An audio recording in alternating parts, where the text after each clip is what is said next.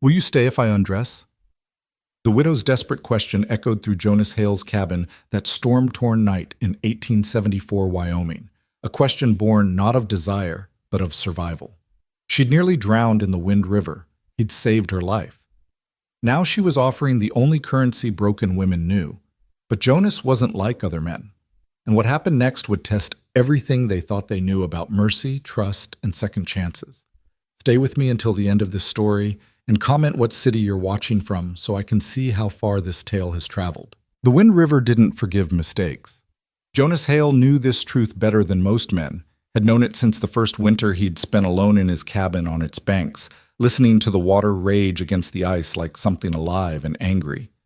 The river was beautiful in a violent way, churning gray-blue currents that could snap a man's bones as easily as dried kindling, carrying away anything foolish enough to challenge its strength. In spring, when the snowmelt came down from the mountains, the river swelled to twice its normal size, flooding the lowlands and turning the Wyoming territory into an impassable maze of mud and rushing water. It was late April 1874, and the thaw had come early that year. Jonas stood on the bank that afternoon, watching the water climb toward his property line with the resigned patience of someone who'd seen floods before. His cabin sat 50 yards back from the river's edge, built deliberately high on a rocky rise that had never been touched even in the worst years. He'd chosen the location carefully when he'd first arrived in Wyoming 3 years ago, a Union veteran looking for silence, for distance from the war that still lived behind his eyes. The cabin was small but solid. Rough-hewn logs chinked with mud and moss, a stone chimney that drew smoke clean, a single room that served as kitchen, bedroom, and refuge from a world Jonas no longer fit into. He'd built it with his own hands that first summer, working through August heat and September cold, grateful for the physical exhaustion that kept the nightmares at bay. The land around it was harsh but honest. Sage-covered hills rolling toward distant mountains, stands of cottonwood along the river, and sky so wide and empty it made a man feel both insignificant and free. Jonas lived alone, and that suited him just fine. He was 32 years old, though most people guessed older. The war had aged him, not just the 4 years of fighting, but the weight of what he'd seen, what he'd done. He was tall and lean, with dark hair that touched his collar and gray eyes that rarely showed emotion. His hands were scarred from carpentry and fighting, his back marked with old wounds that ached when the weather changed. He wore simple clothes, homespun shirt, canvas pants, worn boots, and kept a Henry rifle within reach always, though he rarely needed it out here. The nearest town was Clearwater, 8 miles downstream. Jonas went there once a month for supplies, speaking to the shopkeeper just enough to conduct business, ignoring the curious looks and whispered questions. People in Clearwater knew him as the hermit who lived by the river, the war veteran who'd bought land with his mustering out pay and never seemed to want company. That was fine. Jonas had learned in the war that most people's company wasn't worth having. But that afternoon, standing by the swollen river, Jonas heard something that shattered his solitude like a rifle shot through glass. A scream. It came from upstream, thin and desperate, almost lost beneath the roar of the current. Jonas's head snapped toward the sound, his body already moving before his mind caught up. He'd been a scout in the war, had learned to react to danger without thought, to trust his instincts when hesitation meant death. Those instincts kicked in now as he ran along the riverbank, eyes scanning the churning water.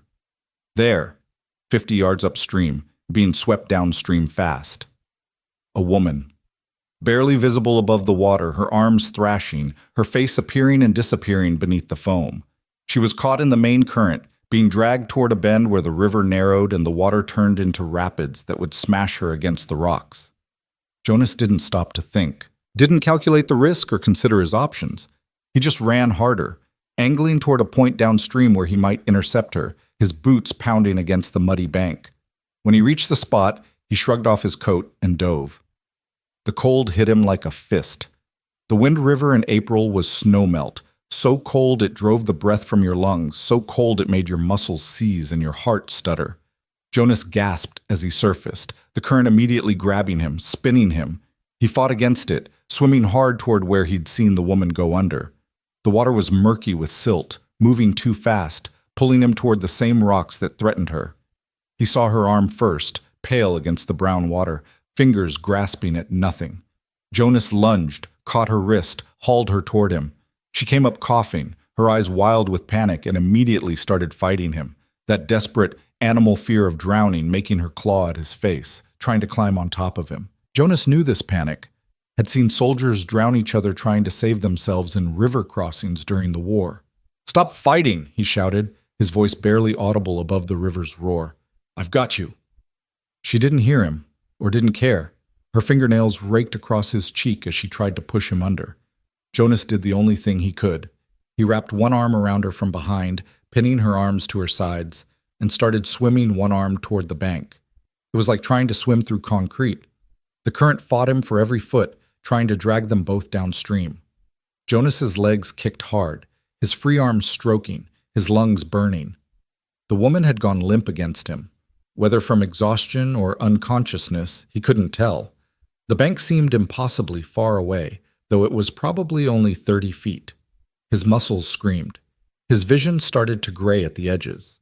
Then his boot hit bottom. Jonas stumbled, caught himself, drove forward through waist-deep water. The current was still strong here, trying to sweep his legs out from under him, but he had leverage now.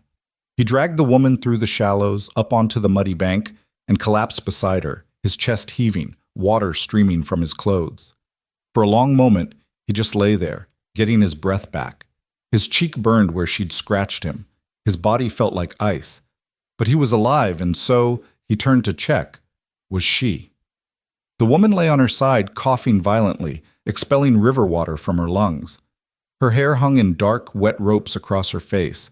She wore a dress that had probably been decent once, but was now torn and muddy, clinging to her frame. As Jonas watched, she pushed herself up on trembling arms and vomited water onto the grass. When the coughing fit finally passed, she stayed on her hands and knees, head hanging, breathing in ragged gasps. Jonas sat up slowly, wiping mud from his face. "You all right?" His voice came out rougher than he'd intended, still breathless from the swim.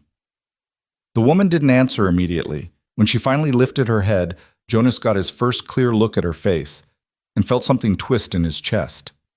She was young, maybe 25, with dark eyes and delicate features that would have been pretty if they hadn't been so pale with cold and terror. But it wasn't her appearance that struck him. It was the expression in those eyes, the look of someone who'd been hunted too long, who'd learned to expect the worst from every stranger. "Don't take me to town," she said. Her voice was barely a whisper, hoarse from coughing. "Please, don't take me to town." Jonas frowned. "You need a doctor. You nearly drowned." "No." She started to push herself up, swayed, nearly fell. Jonas reached out to steady her, and she flinched away from his touch like he'd struck her. "No doctors, no town. Please." She was shivering violently now, her lips turning blue. Jonas looked at her, really looked, and saw more than just cold. He saw fear so deep it was almost like madness. Whatever she was running from, it terrified her more than drowning.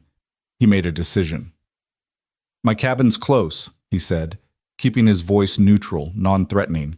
"You can warm up there. Dry clothes. Hot coffee. Then we'll figure out what to do." She stared at him for a long moment, those dark eyes searching his face for something. Deception, maybe. Or the kind of hunger Jonas had seen in too many men's eyes during the war. Whatever she was looking for, she must not have found it, because she finally gave a small, exhausted nod. "Can you walk?" Another nod, though when she tried to stand, her legs nearly gave out. Jonas caught her elbow this time, and she let him, too weak to pull away.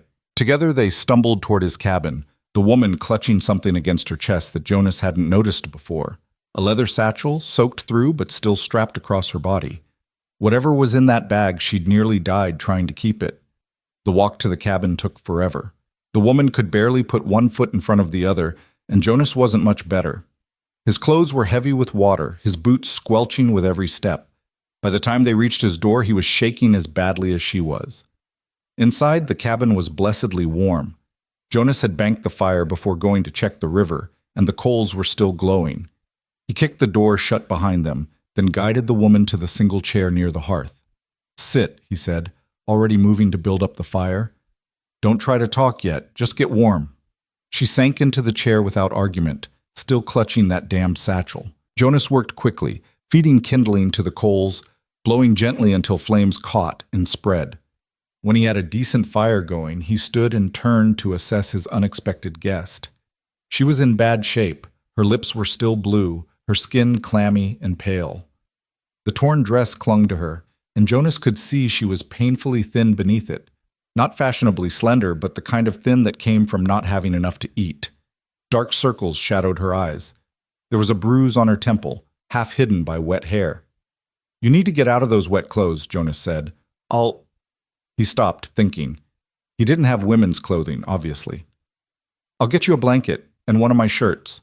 They'll be big, but at least they're dry." She looked up at him, and again he saw that searching look, that wariness. But she nodded. Jonas moved to his trunk in the corner and pulled out a heavy wool blanket and his spare shirt, worn but clean. He brought them back to her, then deliberately turned his back, moving to the far side of the cabin to give her privacy. "I'll make coffee," he said to the wall, listening to the rustle of fabric behind him as she changed. "There's jerky and bread if you're hungry." "Thank you." Her voice was still hoarse but stronger now. You saved my life." Jonas didn't turn around. "River would have killed you in another minute. Those rapids downstream." He shook his head, filling the coffee pot with water from the bucket by the door, measuring grounds from the tin on his shelf. "What were you doing in the river anyway? Spring flood's no joke." Silence. Then, "I fell." It was a lie. Jonas heard it in the way her voice caught, the pause before she spoke. But he didn't push. Instead, he hung the coffee pot on the hook over the fire and finally turned around. The sight stopped him. She'd stripped down to her shift and wrapped herself in his blanket, the gray wool making her look small and vulnerable. Her hair hung in dark tangles down her back. She was bent over the satchel, which she'd opened, pulling out papers and laying them carefully near the fire to dry. Her hands shook as she worked, arranging each document with meticulous care. Jonas stayed where he was, giving her space. "Got a name?" She hesitated, then, Evelyn Mercer. Jonas Hale." She glanced up at that, and something flickered across her face. Recognition, maybe, though Jonas couldn't imagine why his name would mean anything to her. But then the look was gone, and she was back to arranging her papers. Jonas busied himself setting out tin cups, slicing bread, laying strips of jerky on a plate. The coffee began to boil, filling the cabin with its bitter, familiar scent. Outside, the wind had picked up, rattling the shutters, and rain started to patter against the roof. The storm that had been threatening all day was finally arriving. "You picked a hell of a day to go swimming," Jonas said, pouring coffee into both cups. He carried one over to Evelyn, keeping his movements slow and deliberate, the way you'd approach a spooked horse. She took the cup with both hands, wrapping her fingers around the warmth. "I wasn't planning on swimming." Another pause, longer this time. Then, as if the words were being dragged out of her, "I was running. From men. Bad men. I thought I could cross the river upstream where it's narrower, but—" She shook her head. "The current was stronger than I expected." Jonas absorbed this, sipping his own coffee. "These bad men. They still looking for you?" "Yes." The word came out flat, certain. Evelyn stared into her cup. "They'll keep looking until they find me, or until they decide I'm not worth the trouble." "What'd you do?" Her head snapped up, eyes flashing with sudden anger. "Nothing. I didn't do anything wrong." Jonas held up a hand. "Wasn't accusing, just trying to understand what I might be getting into by helping you." The anger faded as quickly as it had come, replaced by that bone-deep exhaustion. "My husband died 3 months ago, Owings Garrett. He owed money to some men in Cheyenne, a lot of money, bad gambling debts. When he died, they came for me instead. Said the debt was mine now. They took our house, our land, everything we had. But it wasn't enough. They said I had to work off the rest." Her voice dropped to barely a whisper. "In their saloon." Jonas felt his jaw tighten. He knew the kind of men she was talking about, had seen their type in every town from Virginia to Wyoming. Predators who used law and debt and fear to trap people, especially women, in situations they couldn't escape. "So you ran," he said. "So I ran." Evelyn set down her coffee cup, her hands clenching into fists in her lap.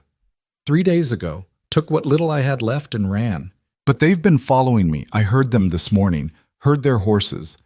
That's why I tried to cross the river. I thought, her voice broke. I thought drowning might be better than what they'd do if they caught me. The cabin fell silent except for the crackle of fire and the drum of rain on the roof. Jonas studied the woman, Evelyn, and saw the truth of her story in every line of her body, the tension in her shoulders, the way she kept glancing toward the door, the barely healed bruises on her arms that her shift didn't quite cover. They won't find you here, he said quietly, and they won't take you anywhere you don't want to go, not while I'm breathing. Evelyn looked at him sharply, searching his face again. Why would you do that? You don't even know me.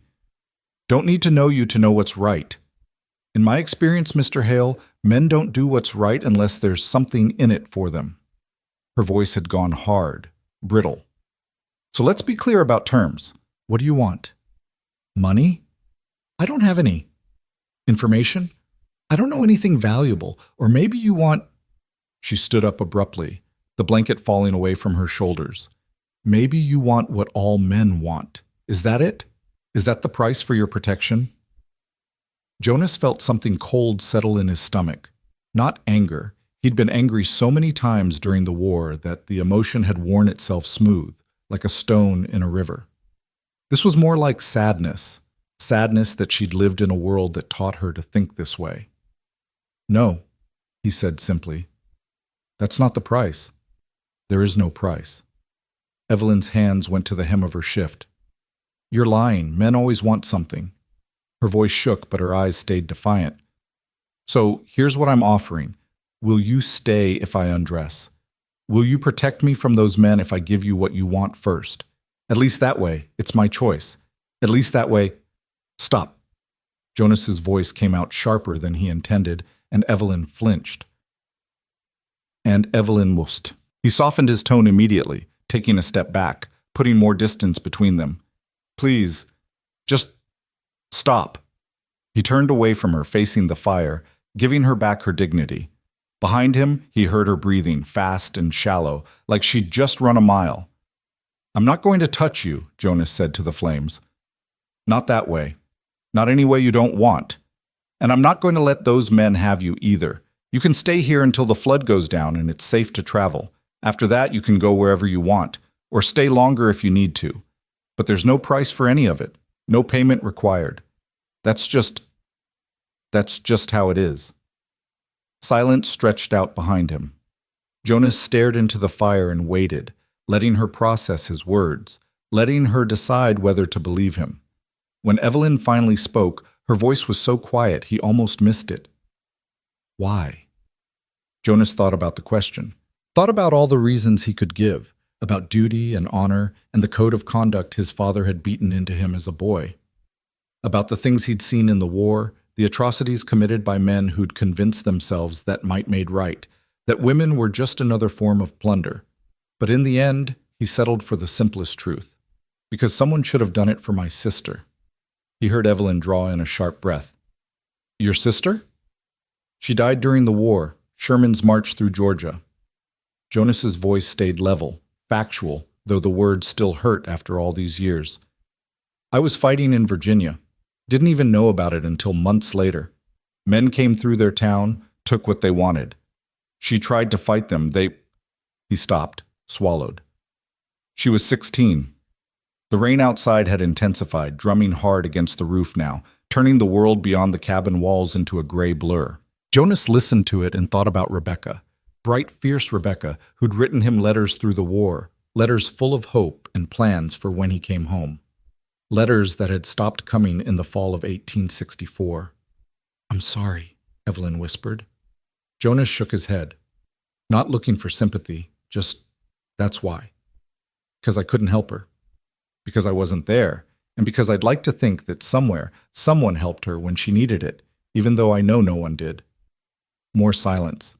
Then the soft rustle of fabric as Evelyn pulled the blanket back around her shoulders and sat down in the chair again.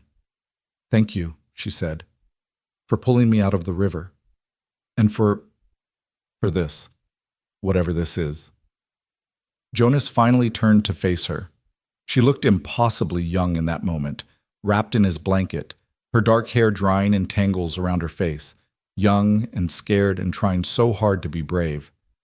"It's just shelter," he said. "Nothing more complicated than that. You're safe here, I give you my word." Evelyn studied him for a long moment, those dark eyes seeing more than Jonas was comfortable with. Then slowly she nodded. "I believe you. I don't know why, but I do." "That's enough," Jonas said. He moved back to the hearth, picked up the bread and jerky he'd set out earlier. "Now eat something. You look half-starved." She didn't argue, taking the food and eating slowly, methodically, like someone who'd gone hungry too often to take meals for granted. Jonas settled himself on the floor across from her, his back against the wall, drinking his coffee and listening to the storm rage outside. They didn't talk much that first night. Evelyn was too exhausted, and Jonas had never been much for conversation anyway. After she'd eaten, she curled up in the chair, still wrapped in the blanket, and fell asleep almost immediately. The kind of deep, death-like sleep that comes after surviving something terrible. Jonas stayed awake longer, tending the fire, checking that the shutters were secure against the storm. His cheeks still burned where Evelyn had scratched him in the river, and his body ached from the cold and the fighting current. But he'd had worse, had endured things that made a Wyoming spring flood seem gentle. As the night deepened and the storm showed no signs of letting up, Jonas found himself studying his unexpected guest. She'd shifted in her sleep, the blanket falling away enough to reveal one bare shoulder, and there, stark against her pale skin, Jonas saw them. Scars. Thin, parallel lines across her shoulder blade. Old scars, long-healed, the kind that came from a whip or a belt or some other implement of deliberate pain. Jonas looked away, his hands tightening around his coffee cup. Whatever Evelyn Mercer had run from, it had been hunting her a lot longer than 3 days. The men who'd tried to claim her husband's debt were just the latest in a long line of threats. Jonas recognized that truth in those scars, in the way she'd flinched from his touch, in her automatic assumption that mercy required payment. She'd been hurt, badly, repeatedly, by people who should have protected her. The rage that Jonas thought he'd left behind in Virginia flared back to life, cold and purposeful and absolutely certain. He'd meant what he told her. Those men wouldn't take her, not while he was breathing, and if they tried, well, Jonas had killed men in the war, for worse reasons than protecting someone who needed help. Outside, the Wind River roared against its banks, swollen with snowmelt and spring rain, washing away everything in its path.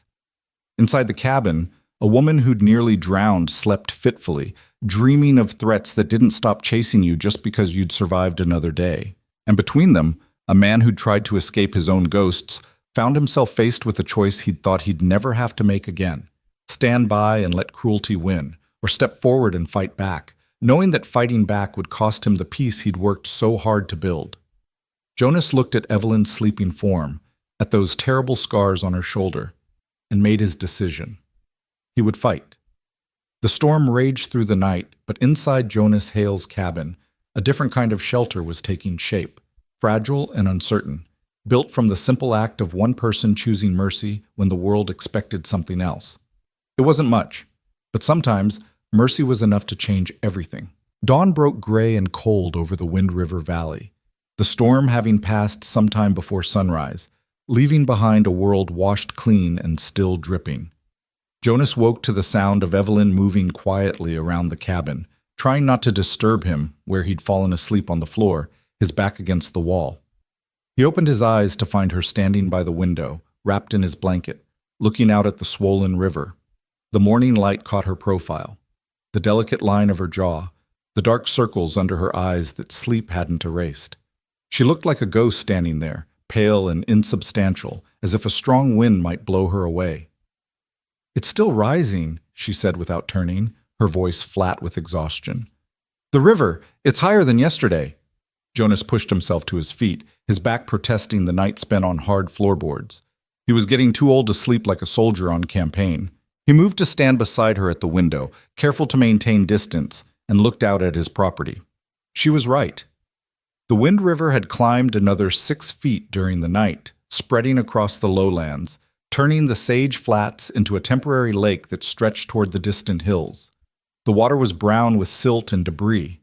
Whole trees swept along in the current, pieces of fencing from upstream homesteads, the bloated carcass of what might have been a cow. The roar of it was constant, a bass note that vibrated through the ground. "Happens every spring," Jonas said. "Sometimes worse than others. This year's bad, but I've seen worse. Give it a week, maybe two, and it'll go back down." Evelyn's hands tightened on the blanket. "A week, 2 weeks." She laughed, but there was no humor in it. "I can't stay here that long. I can't put you in danger like that." "Danger from what? Those men looking for you?" Jonas shook his head. "They're not getting across that river any more than you did. Nobody's crossing the Wind River while it's running like this. Not on horse, not on foot. You want to know the truth? Right now that flood's the best protection you could ask for." She turned to look at him then, searching his face. "You really mean that? You're not afraid of them?" "Didn't say I wasn't afraid. Said they can't get to you here." Jonas moved away from the window toward the hearth where the fire had burned down to coals during the night. He began building it back up, needing something to do with his hands. "But no, I'm not particularly afraid. I've faced worse than debt collectors and men who make threats." "The war," Evelyn said quietly. "The war." Jonas didn't elaborate, didn't explain about Chancellorsville or Gettysburg or the long, brutal slog through the wilderness. Didn't talk about the things he'd done with a rifle and a bayonet, the orders he'd followed that still woke him up some nights. Point is, I'm hard to scare these days. And I'm harder to kill than I look. Evelyn was quiet for a moment, watching him work. Then, "Your papers from last night, they dry?" She nodded toward the hearth where she'd laid out the documents from her satchel. Jonas glanced over and saw them still there, pages covered in neat handwriting and official-looking seals. "Mostly," she said, moving back to kneel beside them. Her fingers touched the papers gently, reverently. "These are all I have left. Everything that proves I existed before Owings, before all of this." Jonas fed kindling to the fire, watching the flames catch and spread. "What are they?" "My father's will. My marriage certificate. The deed to the farm where I grew up in Kansas." Evelyn's voice had gone distant, lost in memory. "My mother's recipes, written in her hand. Letters from my brother before he died of cholera. Stupid things, maybe. Paper and ink. But they're mine. They're all that's mine." There was something in her voice that made Jonas look up. She was crying silently, tears tracking down her cheeks as she stared at those fragile pieces of paper that represented a whole life. A life that had been systematically taken from her, piece by piece, until all she had left were these documents and the scars on her back. Jonas looked away, giving her privacy for her grief. He stood and moved to his shelves, pulling down cornmeal and salt pork, eggs from the cold box he kept near the door. "You know how to make Johnny cakes?" Evelyn wiped her eyes quickly. "What?" "Johnny cakes. Cornmeal, water, little bit of salt, fried up in pork fat." Jonas set the ingredients on the table. "My mother used to make them. Taught me before I left for the war. Figure if you're staying, you should know what we've got to work with for food." It was a transparent attempt to distract her, and they both knew it. But Evelyn stood anyway, gathering the blanket around her shoulders, and came to the table. "I can cook. My mother taught me too before she died. I'm not used to..." "To what?" "To men who don't expect payment for kindness." She said it matter-of-factly, without self-pity, just stating a truth she'd learned. "Owings, my husband, he'd give me things. A new dress, extra money for the market, but there was always a price, always something he wanted in return. And the men in Cheyenne, they made it very clear what they wanted. So forgive me if I don't quite know how to accept this. How to accept you." Jonas measured cornmeal into a bowl, not looking at her. "Nothing to accept. I live here. You need shelter. That's all this is." "Is it?" Evelyn's voice was soft but persistent. "Because last night you told me about your sister. You didn't have to do that. You could have just said no when I offered myself. But you didn't. You gave me a reason. You let me see that you understood." Jonas's hand stilled on the bowl. He'd revealed more last night than he'd intended, more than he'd told anyone since arriving in Wyoming. The memories of Rebecca were locked away usually, kept in a place where they couldn't hurt him. But something about Evelyn's situation had cracked that lock open. "My sister's dead, Ed," he said quietly. "Has been for 10 years. Nothing I do now changes that. But maybe," he trailed off, unsure how to finish the thought. "Maybe helping me helps her somehow," Evelyn finished. "Maybe it balances the scales a little bit. Maybe. Or maybe I'm just too stubborn to let bad men win." Jonas added water to the cornmeal, mixing it with his fingers. "My father used to say I had an overdeveloped sense of justice. Got me in trouble more than once before the war and during it." "What kind of trouble?" Jonas smiled grimly.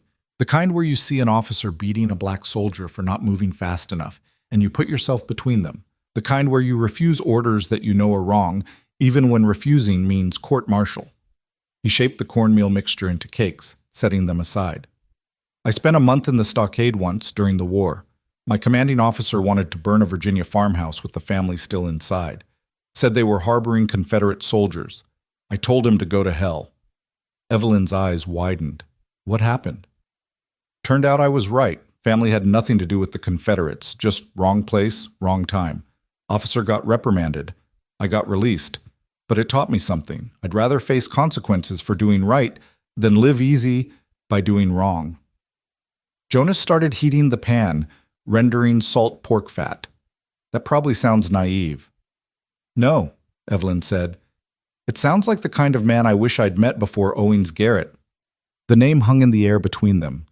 Jonas glanced at her and saw pain flicker across her face. Not the fresh pain of loss, but the old, complicated ache of mourning someone who'd hurt you. "Tell me about him," Jonas said. "Your husband, if you want to." Evelyn was quiet while Jonas fried the first batch of Johnny cakes, the smell of cooking corn and pork fat filling the cabin. When she finally spoke, her voice was measured, careful. "Owings was charming.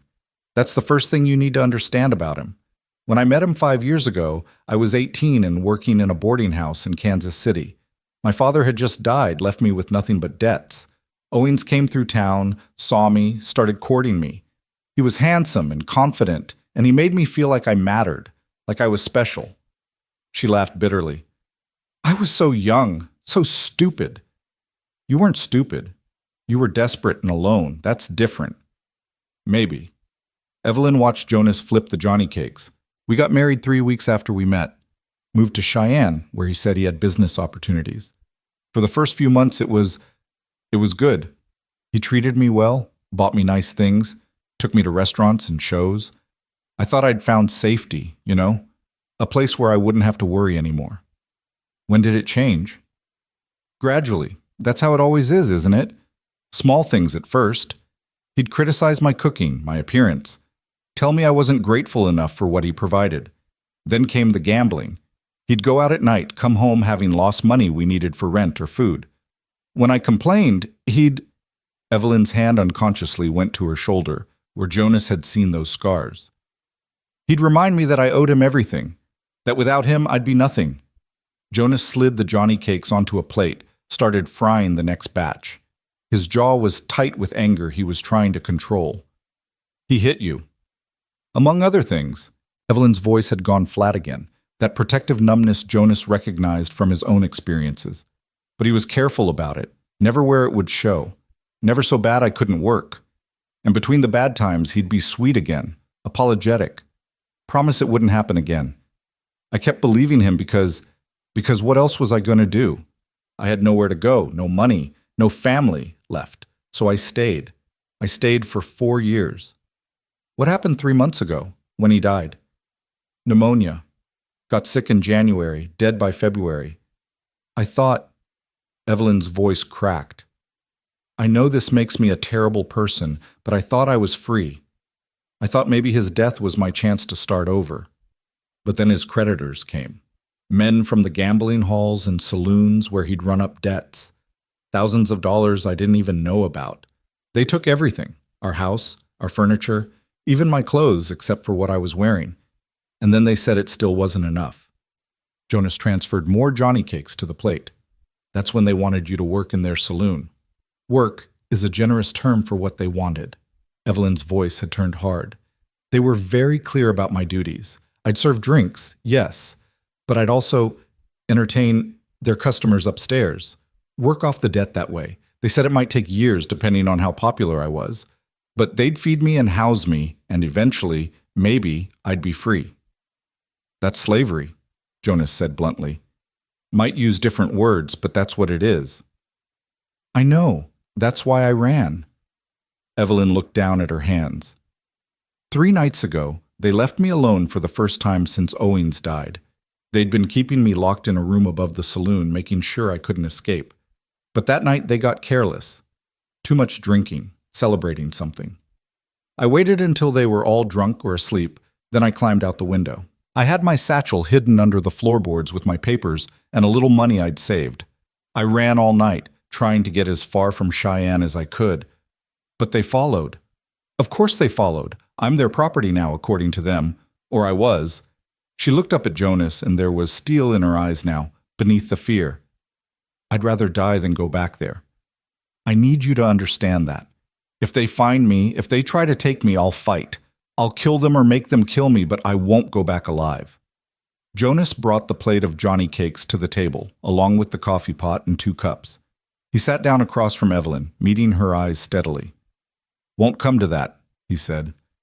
Because they're not taking you anywhere. We clear on that? Evelyn studied him for a long moment. Why are you doing this, really? It can't just be about your sister. Jonas poured coffee for both of them, thinking about how to answer. The truth was complicated, tangled up in guilt and grief and the bone-deep exhaustion of carrying violence with you everywhere you went. But maybe that was too much to explain, so he settled for a simpler truth. Because I'm tired of seeing bad things happen to good people, he said. Spent 4 years in a war that was supposed to be about freeing people from bondage. Saw men die for that cause. Good men. Friends of mine. And then the war ended, and I came west thinking maybe out here things would be different. But they're not different. Same cruelty, just wearing different clothes. Men still finding ways to own other people, to take what isn't theirs, to hurt those weaker than them. He took a drink of coffee. So maybe this is my small rebellion. Maybe helping you is how I fight back against all of that. That's a heavy burden to put on one person, Evelyn said softly. Didn't say you had to carry it. Just said I was offering shelter until you figure out your next move. They ate in silence for a while. The Johnny cakes warm and filling, the coffee bitter and strong. Outside, the wind had picked up again, bringing with it the smell of rain. The flood showed no signs of receding. After breakfast, Jonas showed Evelyn around the cabin properly, where he kept his stores of food, his tools, his weapons. The Henry rifle above the door, loaded always. The revolver in the drawer by his bed, a Colt Army model he'd carried through the war. The knife he kept sharp enough to shave with, tucked in his boot. You know how to shoot? He asked. Evelyn shook her head. Owings didn't allow it, said women and guns were a dangerous combination. He was right about that, just not the way he meant it. Jonas took down the Henry rifle, checked that it was unloaded, and handed it to her. Here, feel the weight of it. Get comfortable holding it. Evelyn took the rifle awkwardly, holding it away from her body like it might explode. Jonas moved behind her, adjusting her grip, showing her where to put her hands, how to tuck the stock against her shoulder. You're going to learn to shoot, he said, once the rain stops and we can go outside without drowning. You're going to learn to load and fire this rifle, and you're going to practice until you can hit what you're aiming at. Because if those men do somehow make it across the river, I want you to be able to defend yourself. I don't know if I could shoot someone, Evelyn said, but her hands had steadied on the rifle, her body adjusting to its weight. Hope you never have to find out, but knowing how gives you options. Options are what keep you alive. They spent the morning like that, Jonas teaching, Evelyn learning. He showed her how to work the lever action, how to sight down the barrel, how to breathe and squeeze the trigger rather than jerking it. She was a quick study, her hands becoming more confident with each repetition. Around noon, the rain started again. Heavy sheets of water that turned the world gray and erased the far bank of the river from view. Jonas and Evelyn retreated back inside, where the cabin suddenly felt very small with 2 people in it. Tell me about you, Evelyn said as they sat by the fire, Jonas mending a torn shirt while she worked on drying and reorganizing her papers. You know everything about me now. Seems only fair I know something about you. Jonas threaded his needle, considering. Not much to tell. Grew up in Pennsylvania. Father was a blacksmith. Joined the army in '61. Mustered out in '65. Came west because I couldn't stay east anymore. That's not a story. That's a list of facts. Evelyn set down her papers and looked at him directly. What was your life like? Before the war? Jonas sighed, but found himself answering anyway. Maybe it was the rain, or the isolation of the cabin, or the simple fact that Evelyn had trusted him with her story. Whatever the reason, the words came. It was quiet. Good quiet. Not lonely quiet. My father's smithy was in a small town, Gettysburg, if that name means anything to you. We lived above the shop. Every morning, I'd wake up to the sound of my father already working, the ring of hammer on anvil. He'd teach me the trade in the afternoons after my schooling. My mother would cook dinner, and we'd all eat together. Me, my parents, Rebecca. She was 4 years younger than me, talked constantly, drove our father crazy with her questions. Jonas smiled at the memory, though it hurt. Sundays, we'd go to church. Walk home together, my mother's arm through my father's. Rebecca running ahead, pointing out birds and flowers and anything else that caught her attention. It was simple. It was good. I thought, he paused, needle still in his hand. I thought that was what life was. That quiet, steady goodness. Then the war came, Evelyn said gently. Then the war came. Jonas resumed stitching, focusing on the precise movement of needle through fabric. I was 19 when Fort Sumter fell. Everyone in town was caught up in the excitement, the righteousness of it. We were going to preserve the Union, going to end slavery, going to be home by Christmas. My father tried to talk me out of enlisting, but I wouldn't listen. I was young and stupid and certain that I was doing something important. You were doing something important, Evelyn said. Maybe, but the cost? Jonas shook his head. I saw things in that war that I can't unsee. Did things that I can't undo. Watched friends die in ways that still wake me up at night. And for what? We won? Yes. Slavery ended? Yes. But then I came home to Pennsylvania in the summer of 1865, and found out that while I was fighting to free strangers, my own sister was being destroyed by the very violence I thought I was stopping.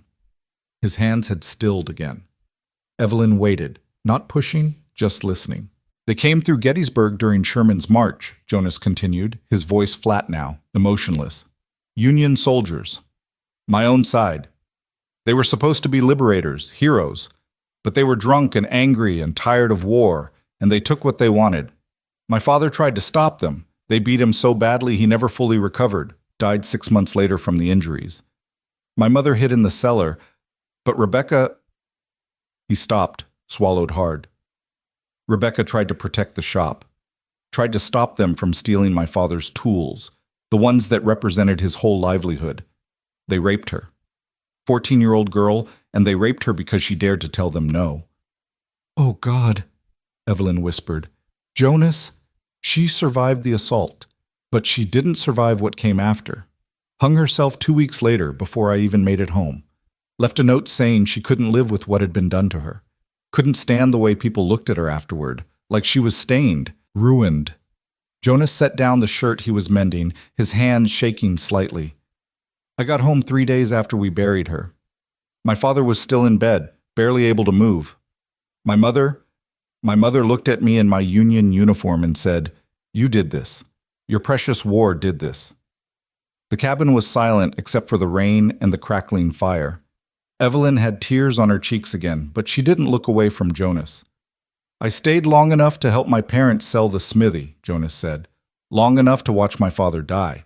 Then I took my mustering out pay and came west. Figured I'd caused enough damage in Pennsylvania. Maybe out here, in empty country, I couldn't hurt anyone else. That's not fair, Evelyn said fiercely. What happened to Rebecca? That wasn't your fault. You didn't do that to her. Those men did.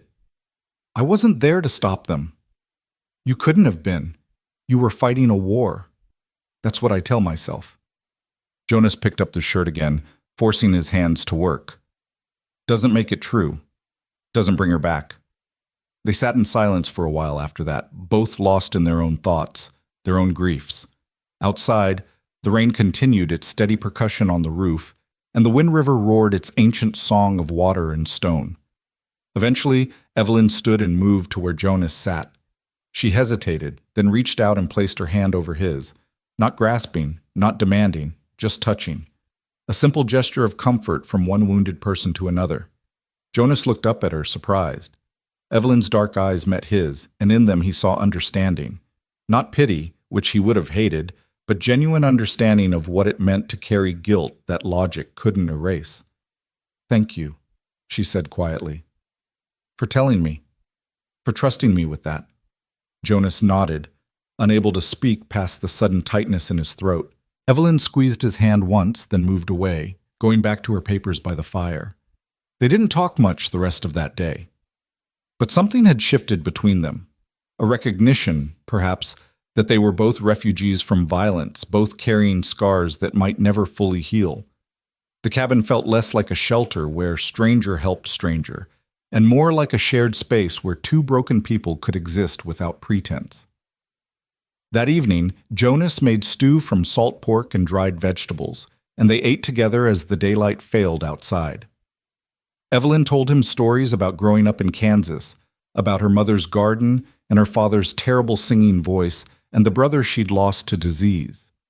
Small stories, ordinary moments, but precious because they represented a life before trauma, before Owings Garrett and debt collectors in desperate flight.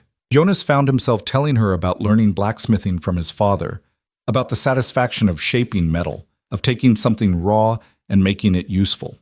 About the year he'd spent as a scout during the war, riding ahead of the main army, mapping terrain and enemy positions. About the strange beauty of Virginia in spring, even in the middle of fighting. When full darkness fell, Jonas gave Evelyn his bed, the narrow cot in the corner, and made himself a pallet on the floor by the fire. She protested, but he wouldn't hear of it. "You almost drowned yesterday," he said firmly. "You need proper rest. I've slept on worse than floorboards." Evelyn looked like she wanted to argue further, but exhaustion won out. She crawled into the cot, still wrapped in Jonas's blanket, and was asleep within minutes. Jonas stayed awake longer, watching the fire burn down, listening to Evelyn's quiet breathing. The rain had finally stopped, leaving behind a thick silence broken only by the distant roar of the river. He thought about everything that had happened in the past 24 hours. The rescue, the revelations, the strange intimacy of sharing space with another person after 3 years of solitude.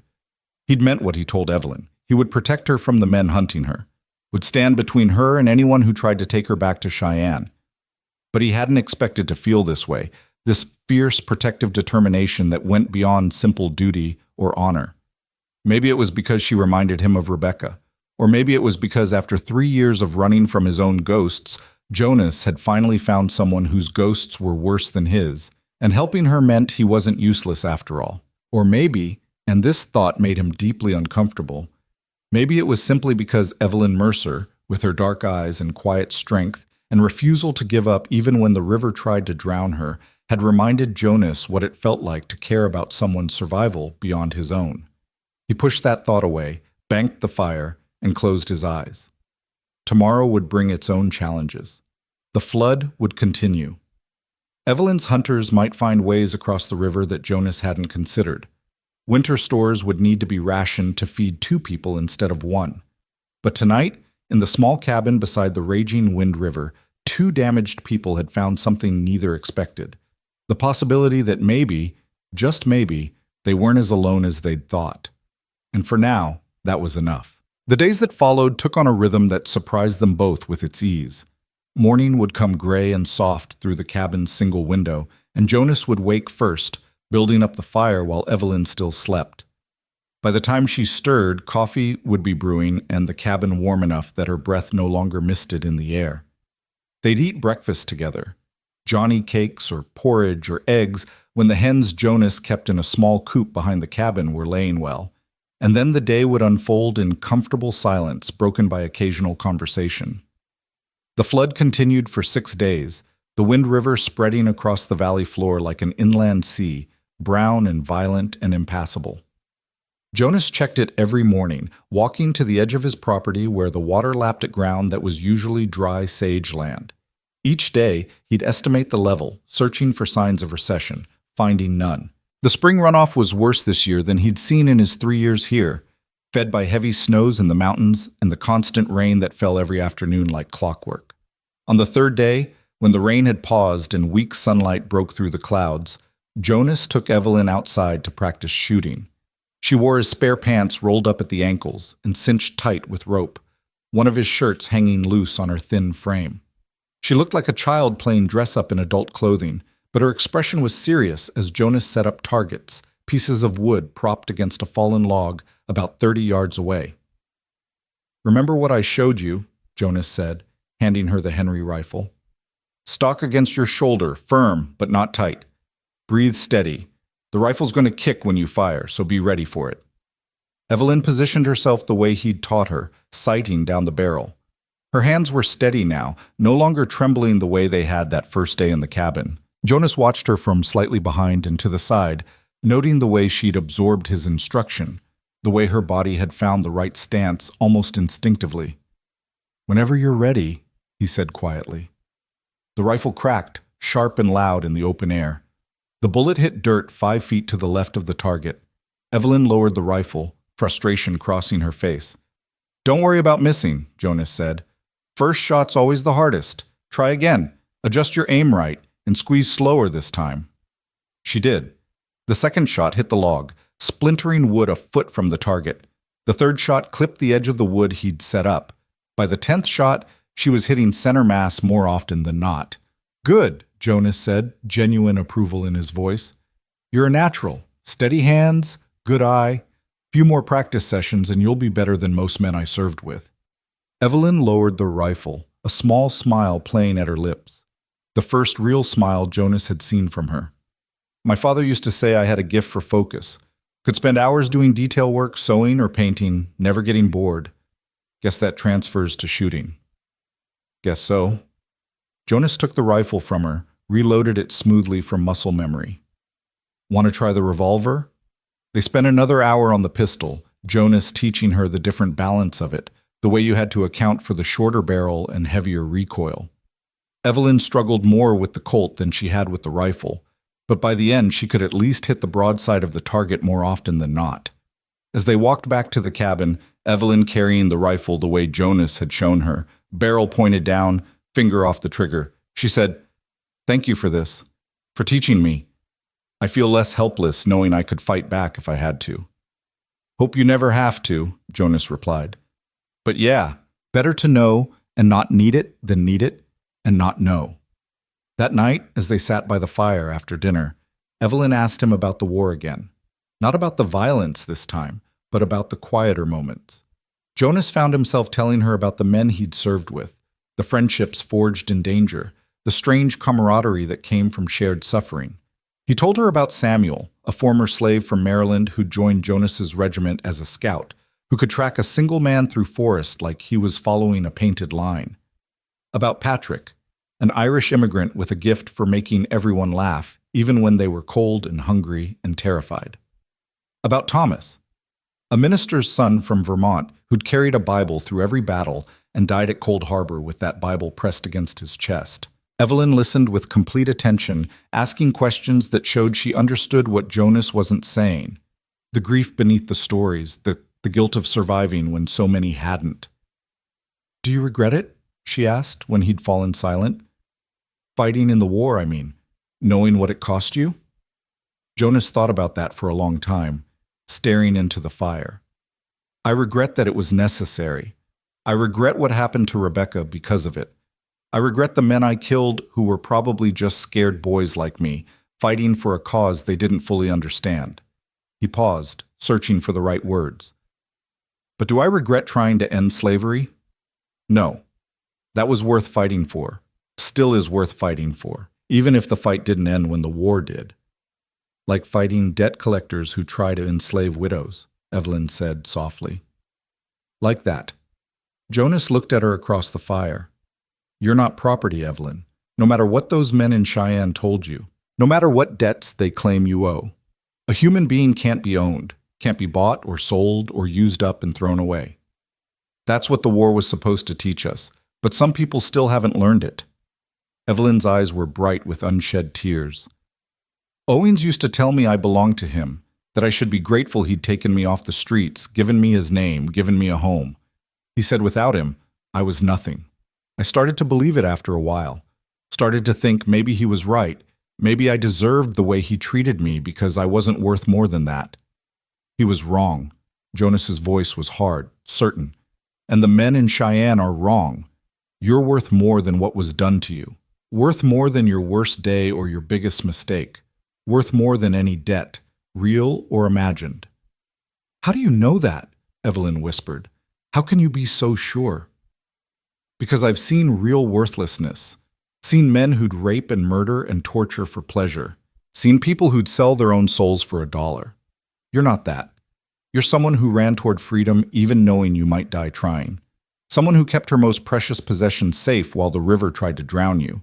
Someone who's learning to shoot so she can protect herself instead of relying on others to do it for her. Jonas leaned forward, his gray eyes intense in the firelight. That's not nothing, Evelyn. That's someone worth saving, worth protecting, worth believing in. A tear spilled down her cheek, then another. But she was smiling too, that fragile, uncertain smile of someone who'd forgotten what hope felt like and was just starting to remember. I don't know how to thank you, she said, for any of this. For pulling me out of the river, for giving me shelter, for treating me like I'm a person instead of just a thing to be used. Don't need thanks, just... Jonas hesitated, then finished the thought. Just stay alive, keep fighting. That's thanks enough. They sat together in comfortable silence after that, watching the fire burn down, listening to the ever-present roar of the river outside. The cabin felt smaller at night, more intimate, but it wasn't uncomfortable. If anything, Jonas found himself grateful for the company, for the presence of another person who understood what it meant to carry damage and keep going anyway. On the 5th day, the weather turned colder and rain came down in sheets that hammered the roof like artillery fire. Jonas and Evelyn were trapped inside, the cabin walls pressing close. Evelyn worked on mending Jonas's clothes. He had a pile of shirts and pants that needed attention, buttons that wanted sewing, tears that needed patching. Jonas watched her work with quick, efficient hands, the kind of skill that came from years of practice. You're good at that, he observed. Evelyn glanced up, needle paused mid-stitch. I worked as a seamstress before I married Owens, in the boarding house where we met. The owner let me take in mending for extra money. I was saving up to... She trailed off, something painful crossing her face. Saving up for what? For a ticket west. I wanted to go to California, start fresh somewhere nobody knew me or my father's debts. I had almost enough money when Owens started courting me. He seemed like a faster route to stability, to safety. She laughed bitterly. Shows what I know about judging character. Jonas got up and moved to his trunk, rummaging through until he found what he was looking for. A shirt he hadn't worn since the war, union blue with corporal stripes still sewn on the sleeves. He brought it back to Evelyn.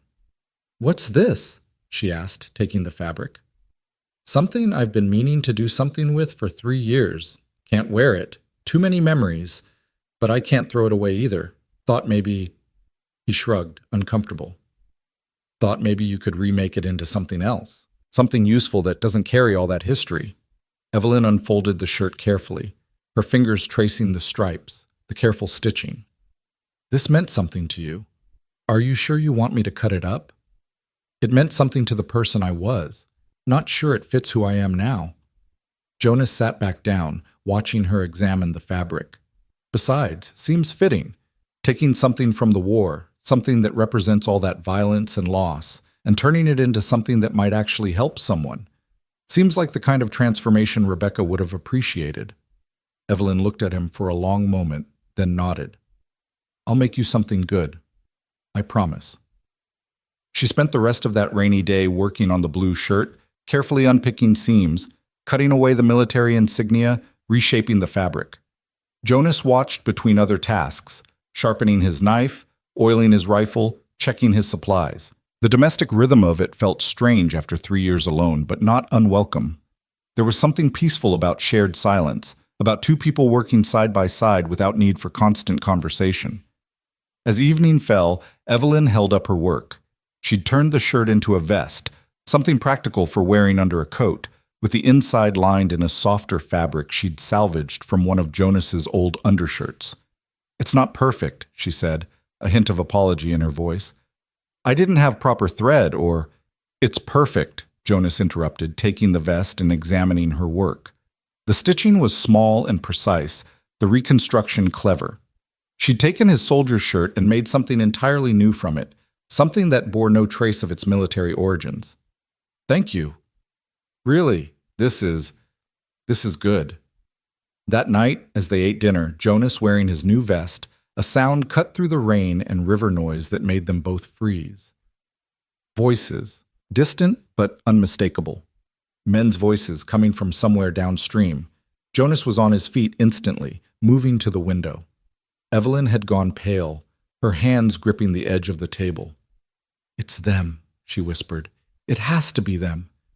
They found me." Jonas pressed against the wall beside the window, peering out into the rainy darkness.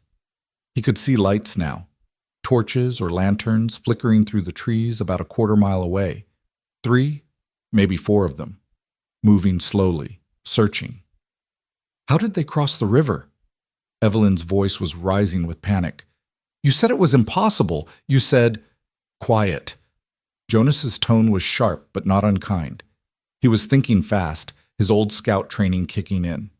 The voices were coming from downstream, which meant they'd cross somewhere below his property, where the river widened and slowed slightly. It would have been dangerous, possibly fatal, but not strictly impossible if they were desperate or stupid enough to try. He moved away from the window, going to his door where the Henry rifle hung. He checked the load, made sure the action was smooth, then grabbed his gun belt and strapped on the Colt revolver. "Jonas?" Evelyn's voice was small, terrified. "I'm going out there," he said, his voice calm despite the adrenaline starting to pump through his veins. "Going to see what they want, how many there are. You stay here. Bar the door after I leave. If anyone tries to come in who isn't me, you use that rifle I taught you on. Understand?" Evelyn nodded, but her hands were shaking. "What if they kill you? What if—" "They won't." Jonas spoke with more confidence than he felt. "I'm harder to kill than I look, remember?" He moved to where she sat, crouched down to her eye level. "Listen to me. These men, they're bullies and cowards. They prey on the weak because they can't face anyone who will fight back. But I will fight back. And I'm betting they're not ready for that. There are 4 of them, maybe more. I know, I've faced worse odds." Jonas held her gaze. "Trust me, I'm not going to let them take you. I gave you my word on that." Evelyn reached out suddenly and grabbed his hand, holding it tight. "Be careful, please. I don't want you to die because of me." "Not planning on it." Jonas squeezed her hand once, then stood. "Remember, bar the door. Anyone but me tries to come in, you shoot first and ask questions later." He pulled on his oilskin coat, settled his hat low on his head, and slipped out into the rain before Evelyn could protest further. Behind him, he heard the heavy thunk of the door bar sliding into place. The rain was cold and relentless, immediately soaking through his coat, running down his neck. Jonas moved away from the cabin, circling wide, using the darkness and storm for cover. His eyes had adjusted to the night, and he could make out the shapes of trees and rocks, the gleam of water where the flood had spread. The voices were clearer now, raised to be heard over the rain. Jonas crept closer, using every bit of fieldcraft he'd learned during the war, moving from cover to cover, staying downwind, making no sound. He got within 50 yards of the men before he stopped, pressing himself against a large cottonwood tree, watching. There were 4 of them, just as he'd guessed. Men on horseback, their mounts nervous and skittish from the crossing, steam rising from their wet flanks. The riders carried torches that sputtered in the rain, casting dancing shadows. Jonas studied them carefully, cataloging details. The leader was obvious, a big man on a gray horse sitting tall in the saddle despite the weather, his voice carrying authority when he spoke. "Spread out," he was saying. "Check every building, every shelter. She's here somewhere. Has to be. Tracks led this direction before the river got too high to follow. The other three men fanned out as ordered. Jonas watched them go, then focused on the leader. Something about him seemed familiar, though Jonas couldn't place it in the darkness and rain. The man turned his horse, scanning the area with the torch held high, and for a moment the light caught his face. Jonas felt ice settle in his stomach. He knew that face, not personally, but by reputation. Curtis Garrett. Owings Garrett's older brother, a man known throughout Wyoming territory as a gambler, saloon owner, and someone who wasn't particular about how he made his money or who he hurt along the way. So this wasn't just about debt collection. This was family business. That made it more dangerous. A hired collector might give up if the job got too difficult. But family? Family would keep coming until they got what they wanted or died trying. Jonas watched Curtis Garrett sit his horse in the rain, torch held high like some dark herald, and made a decision. He could wait, let them search, and hopefully not find the cabin. Or he could take the initiative, confront them on his terms rather than waiting for them to stumble onto Evelyn's hiding place. The scout in him, the soldier who'd learned that hesitation in battle got you killed, chose action. Jonas stepped out from behind the tree, his Henry rifle held across his chest, visible but not immediately threatening. "You're trespassing," he called out, his voice carrying through the rain. "This is private property." Curtis Garrett spun his horse toward the voice, the torch swinging wildly. The other three men materialized out of the darkness, converging on Jonas's position. Jonas stood his ground, counting on the darkness and rain to hide the fact that his heart was hammering against his ribs. "Who the hell are you?" Garrett demanded, riding closer. Now Jonas could see him properly, late 30s, heavy-built, with a thick beard and small eyes that held a mean intelligence.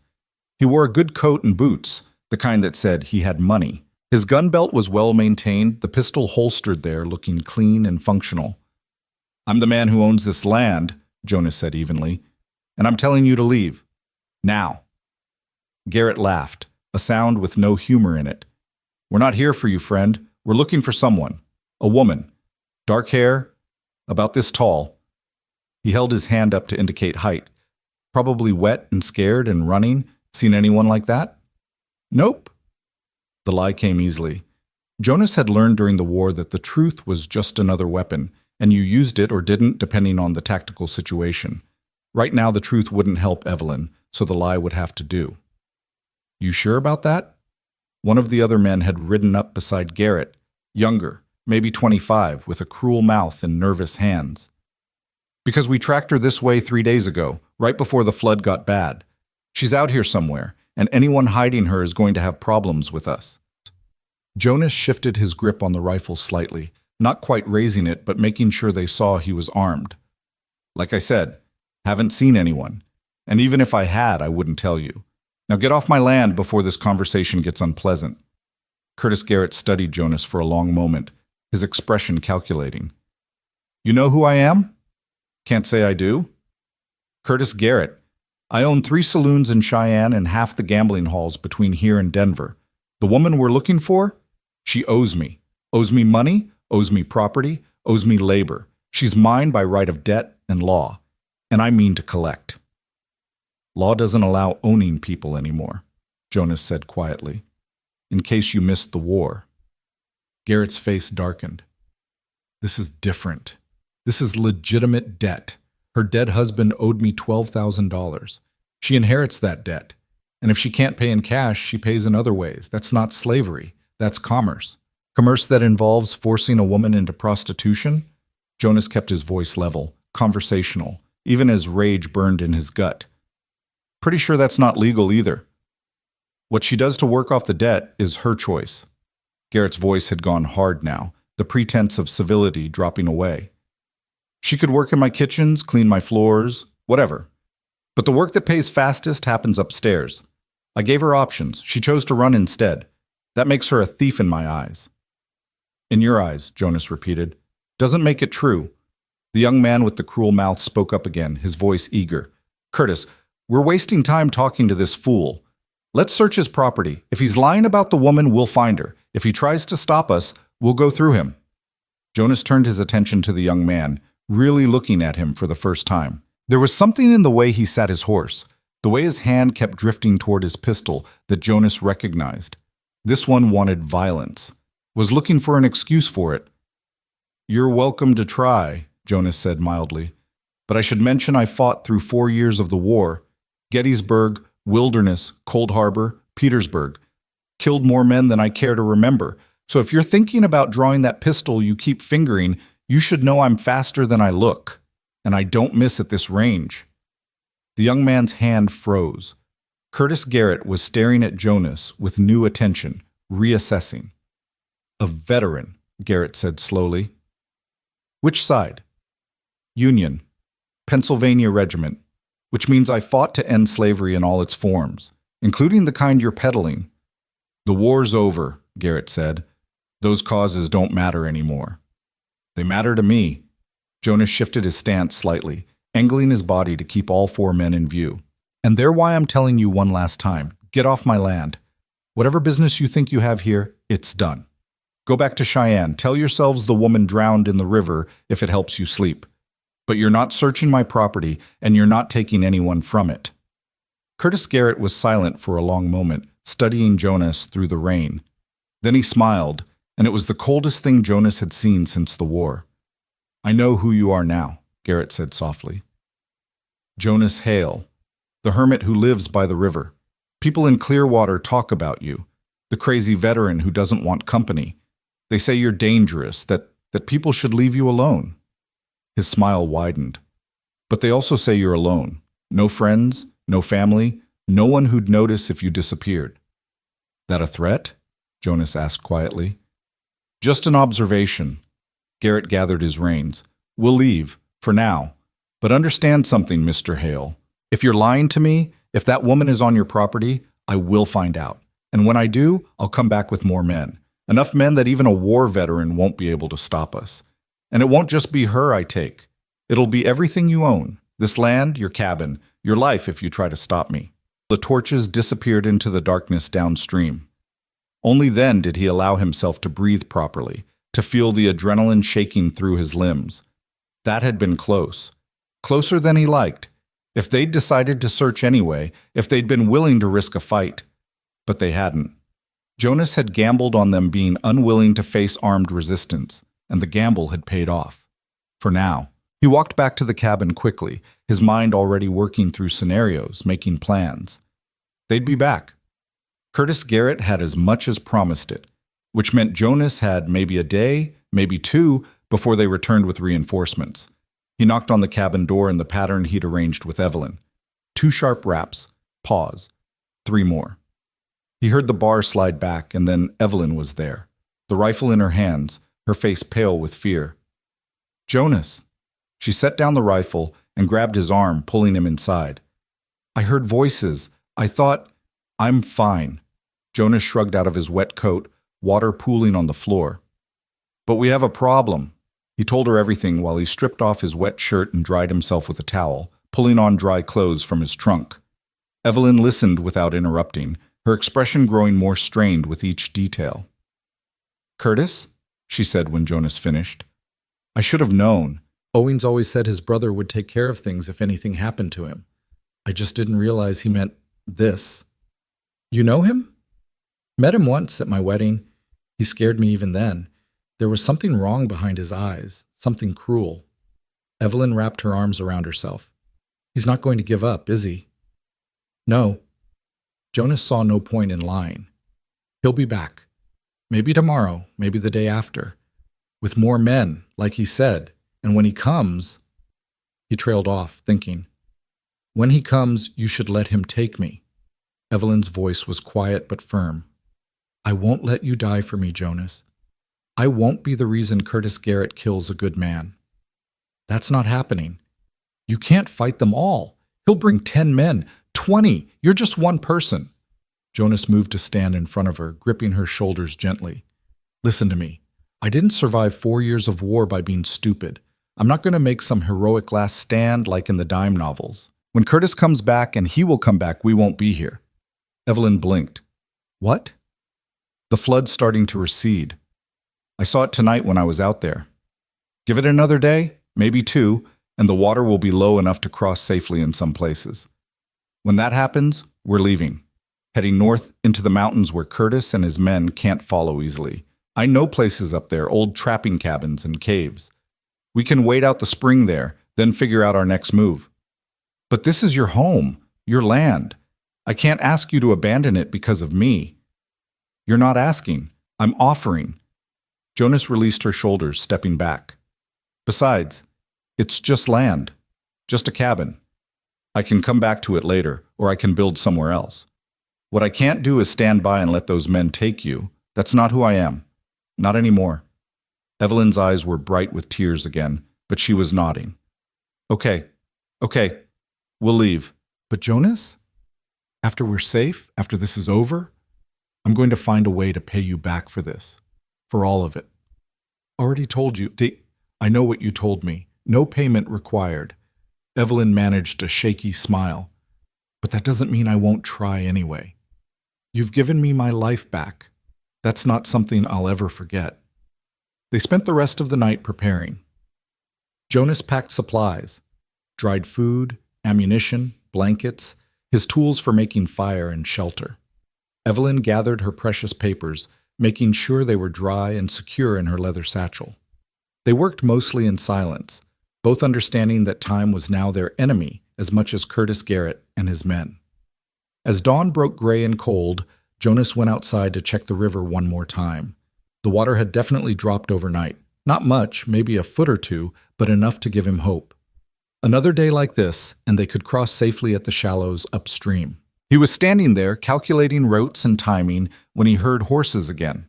Jonas spun, his hand going to the colt at his hip, but these weren't Curtis Garrett's men.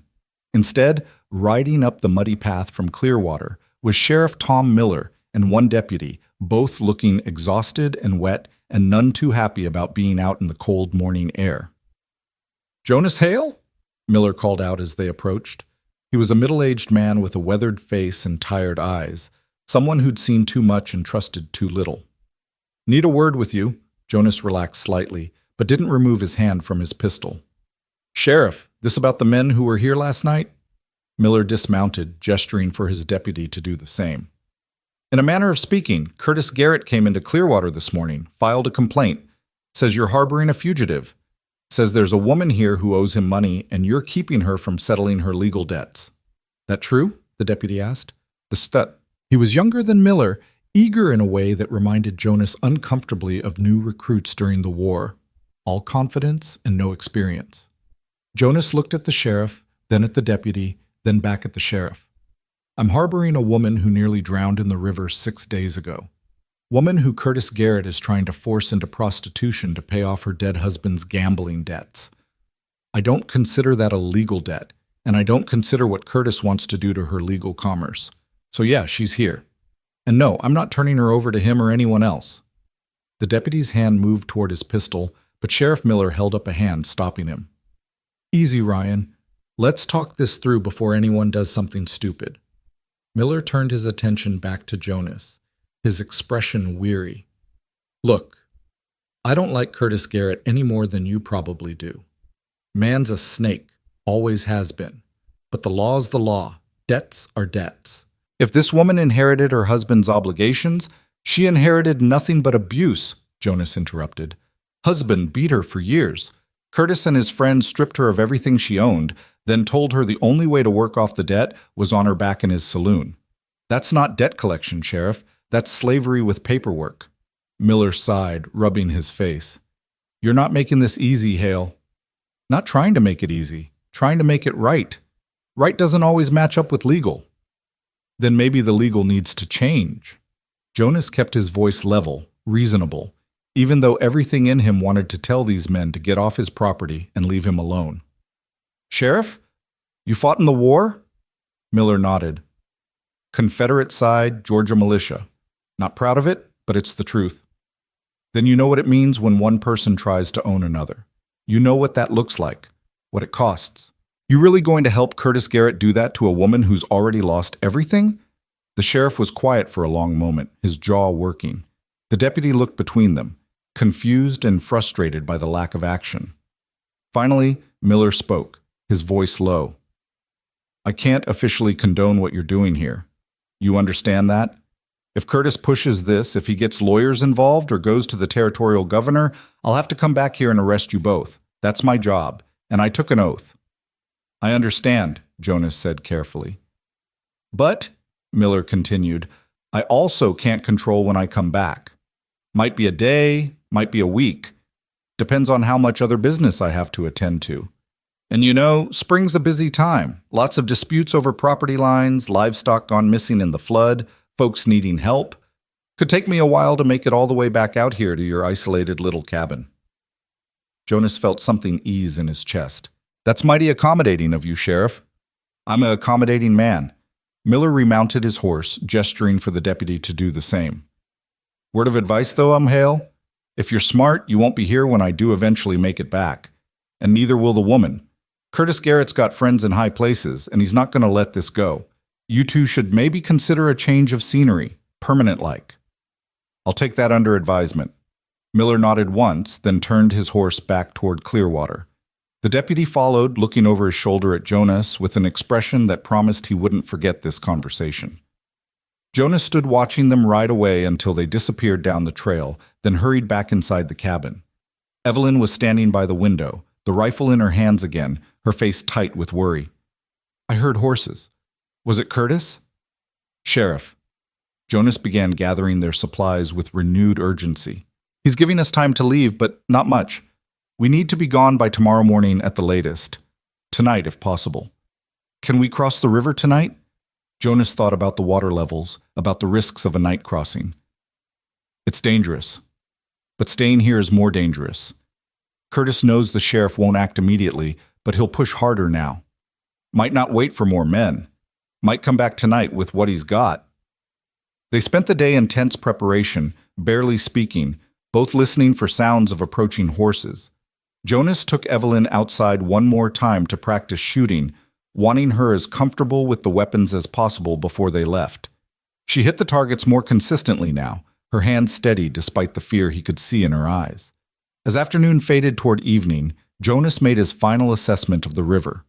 It had dropped another foot since morning. Still high, still dangerous, but crossable if you knew what you were doing and were willing to risk it.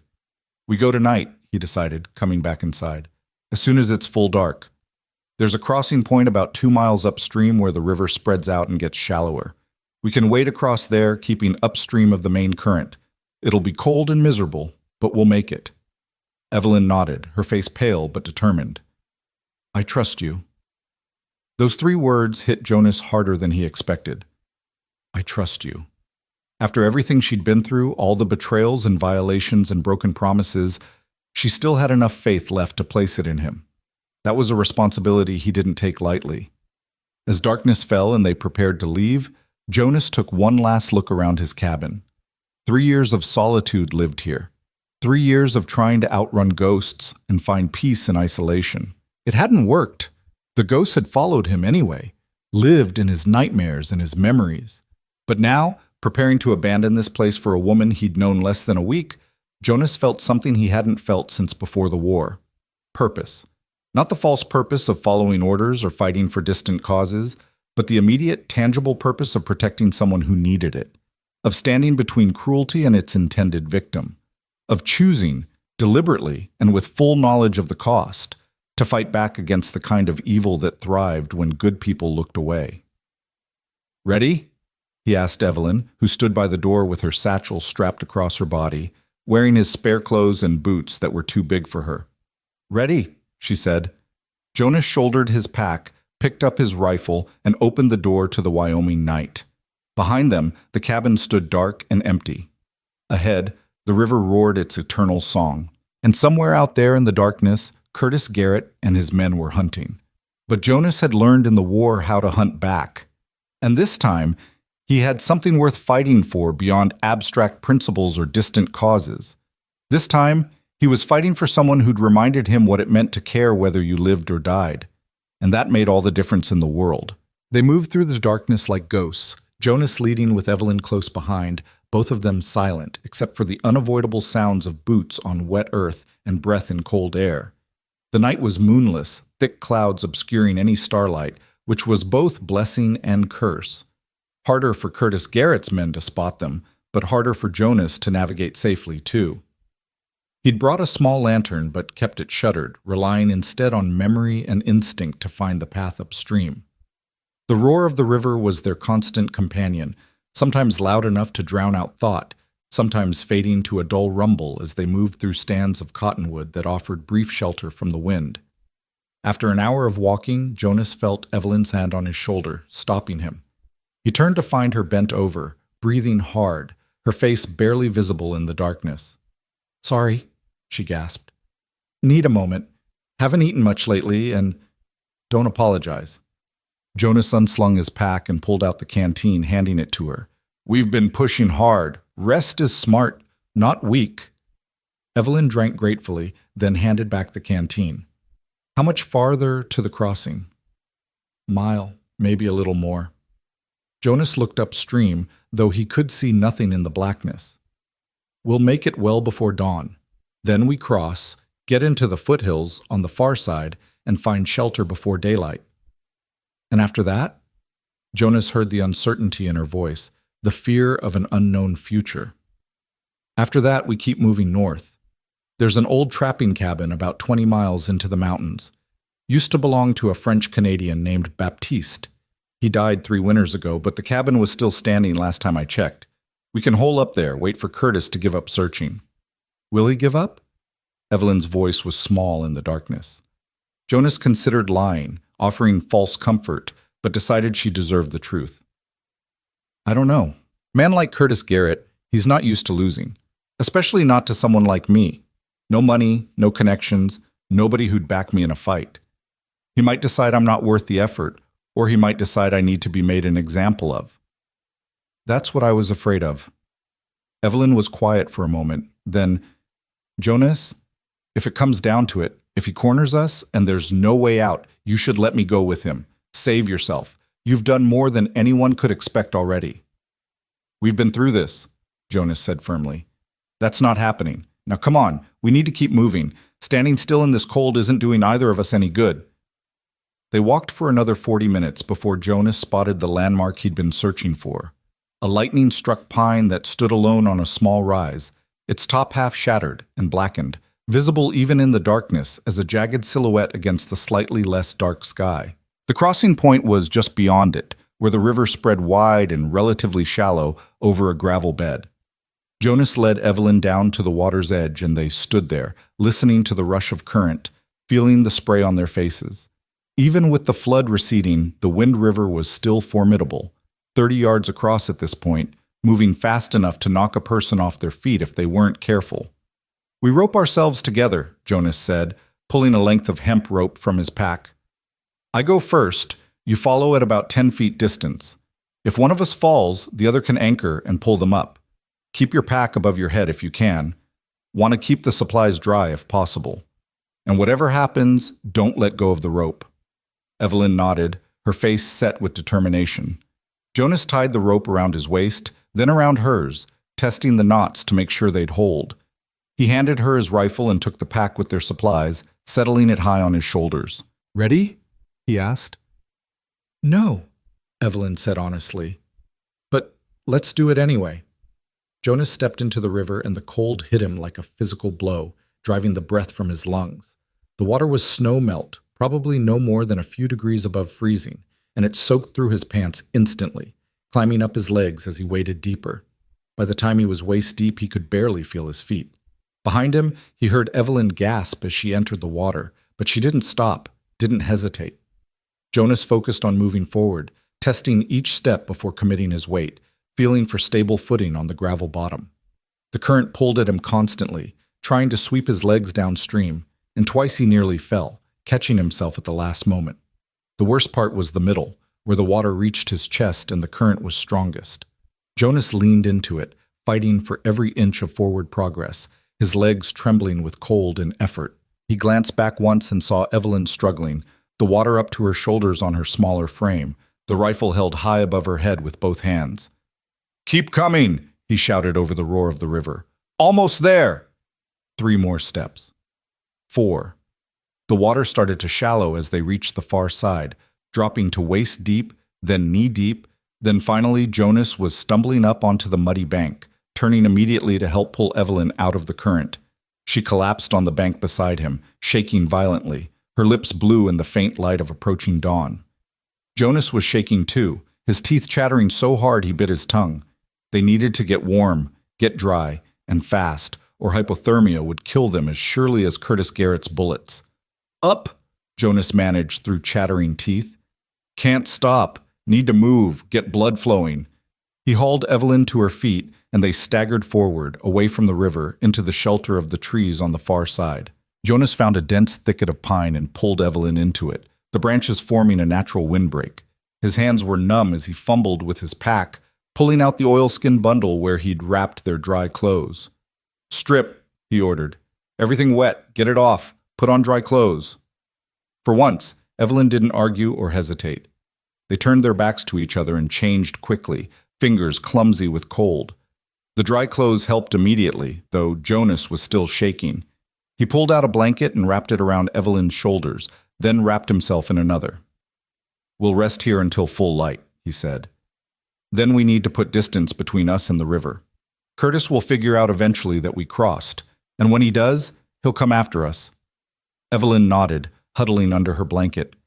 They sat together in the pre-dawn darkness, backs against a tree trunk, waiting for the sun and warmth that seemed impossibly far away.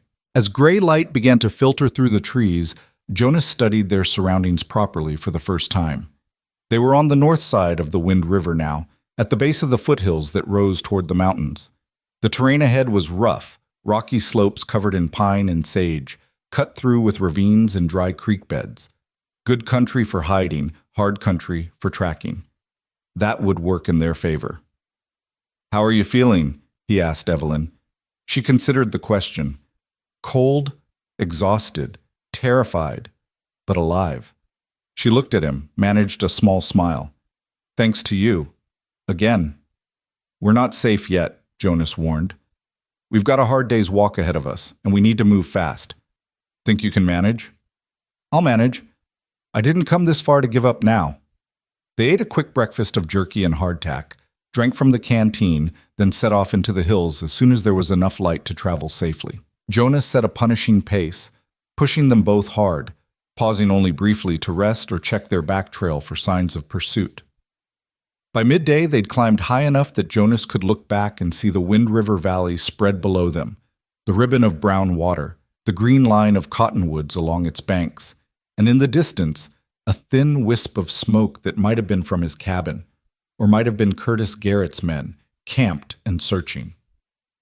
"Keep moving," Jonas said, turning away from the view. They climbed higher into the afternoon, the terrain growing steeper, the air thinner.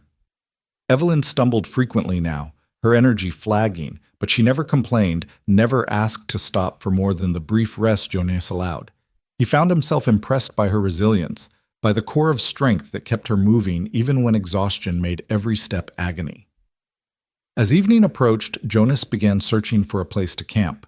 They needed shelter, water, and concealment, not an easy combination in this rocky country, but his scout training served him well, and eventually he found a suitable spot, a shallow cave formed by an overhang of rock, protected from wind and hidden from below by a screen of pine trees. A small spring trickled nearby, cold but clean. "We'll stay here tonight," Jonas decided. "No fire. Too risky. But we can rest properly, recover our strength." They settled into the cave as darkness fell, sharing the last of the bread and jerky, rationing their water carefully. Jonas took the first watch, sitting at the cave mouth with his rifle across his knees, staring out into the darkening forest and listening for sounds of pursuit. Behind him, Evelyn slept fitfully, making small sounds of distress that suggested troubled dreams. Jonas wanted to wake her, offer comfort, but decided rest was more important than peace. She'd need all her strength for tomorrow's journey. Around midnight, Jonas woke Evelyn for her watch. 4 hours, he told her. "If you see or hear anything unusual, wake me immediately. Don't try to handle it yourself." "I won't," Evelyn promised, taking the rifle. "Sleep. You look dead on your feet." Jonas didn't argue. He lay down on the hard stone floor of the cave and was asleep within seconds. He woke to Evelyn shaking his shoulder urgently, her hand over his mouth to keep him from making noise. It was still dark, probably an hour or two before dawn. Jonas came fully awake instantly, all his senses alert. "What is it?" he whispered. Evelyn pointed down the slope toward the valley. "Lights, moving up the trail we used. I've been watching them for the past 20 minutes. They're climbing toward us." Jonas moved to the cave mouth and peered out carefully. She was right. He could see torches or lanterns, maybe 5 or 6 of them, spread out in a search pattern, moving slowly up the mountainside. They were still miles away, but they were definitely following Jonas and Evelyn's trail. "How did they find us so fast?" Evelyn whispered. "We covered our tracks, stayed on rock when we could." "Curtis must have hired a real tracker," Jonas said grimly. "Someone who knows what they're doing, someone who can follow sign even when we're trying to hide it." He thought fast, calculating distances and times. They won't reach this elevation before dawn, but once it's light, they'll move faster. We need to be gone before then. "Where can we go? They're between us and that trapping cabin you mentioned." Jonas studied the terrain around them, thinking back to his explorations of these mountains over the past 3 years. There was another option, farther north and higher up, but it was risky. "There's a pass," he said slowly, "about 10 miles from here, through some of the roughest country in these mountains. Narrow trail, dangerous in places, but it cuts through to the north side of the range. If we can make it through the pass before they catch us, we'll have a chance. The terrain on the far side is different, more forests, more water, more places to hide. And if we don't make it through before they catch us?" Jonas looked at the approaching lights, then back at Evelyn's pale face. "Then we'll be trapped on a narrow mountain trail with armed men on our heels and nowhere to run. But staying here isn't an option. At least if we're moving, we have a chance." They gathered their gear quickly and set off into the darkness, pushing hard despite exhaustion and the treacherous terrain. Jonas led them north, angling across the slope rather than climbing straight up, trying to stay on rock and hard ground that wouldn't hold tracks. Behind them, the lights continued their steady advance. Dawn found them scrambling up a steep ravine, hands and knees on loose scree that wanted to slide away beneath them. Jonas's shoulders burned with fatigue, and he could hear Evelyn's labored breathing behind him. They'd been moving for over 4 hours without rest, and both of them were nearing the limits of endurance. But they kept going because stopping meant capture, and capture meant everything they'd fought for in the past week would be for nothing. As the sun climbed higher, they reached a ridge that offered a clear view back the way they'd come. Jonas called a halt, needing to see how close their pursuers were. What he saw made his blood run cold. The search party had grown.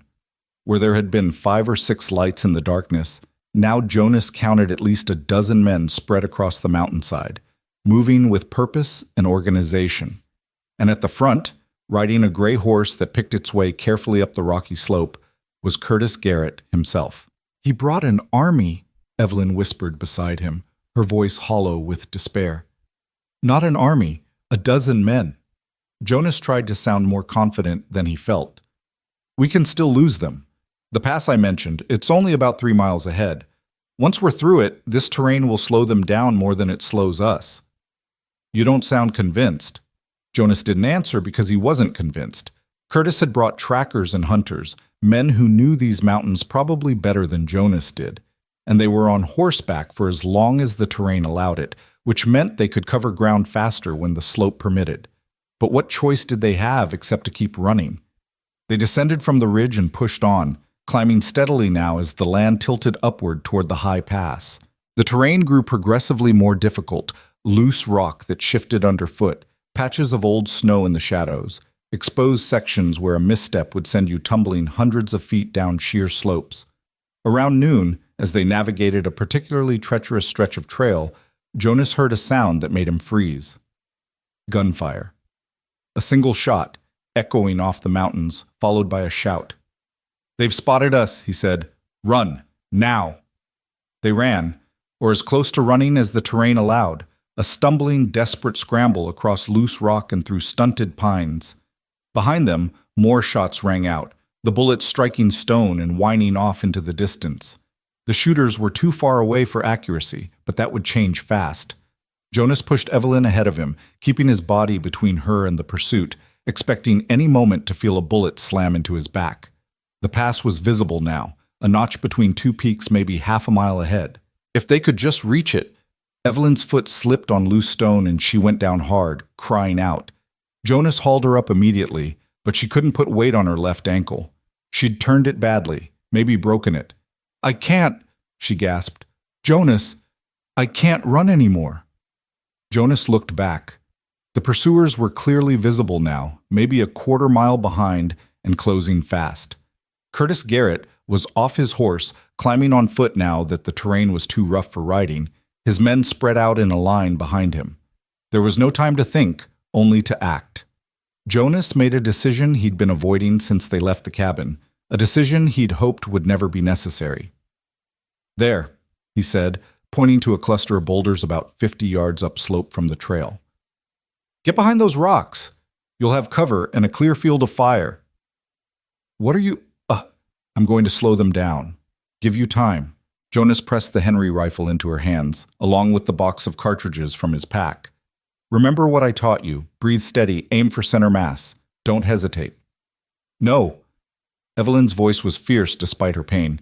"No, we stay together. I won't let you. This isn't your choice." Jonas's voice was harder than he'd ever used with her. "You can't run, and I can't carry you fast enough to escape. But I can buy us time. Now get to those rocks and get ready to shoot. That's an order."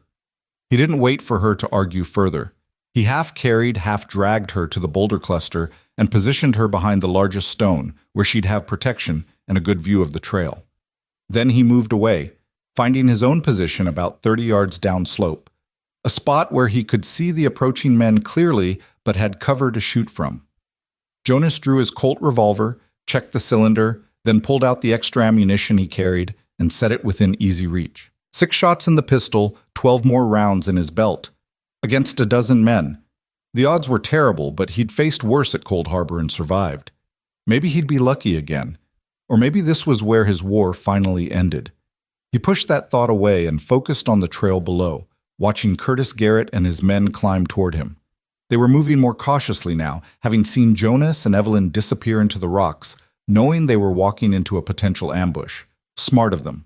Made Jonas's job harder. When the lead man was about 50 yards away, Jonas shouted down to them, "That's far enough.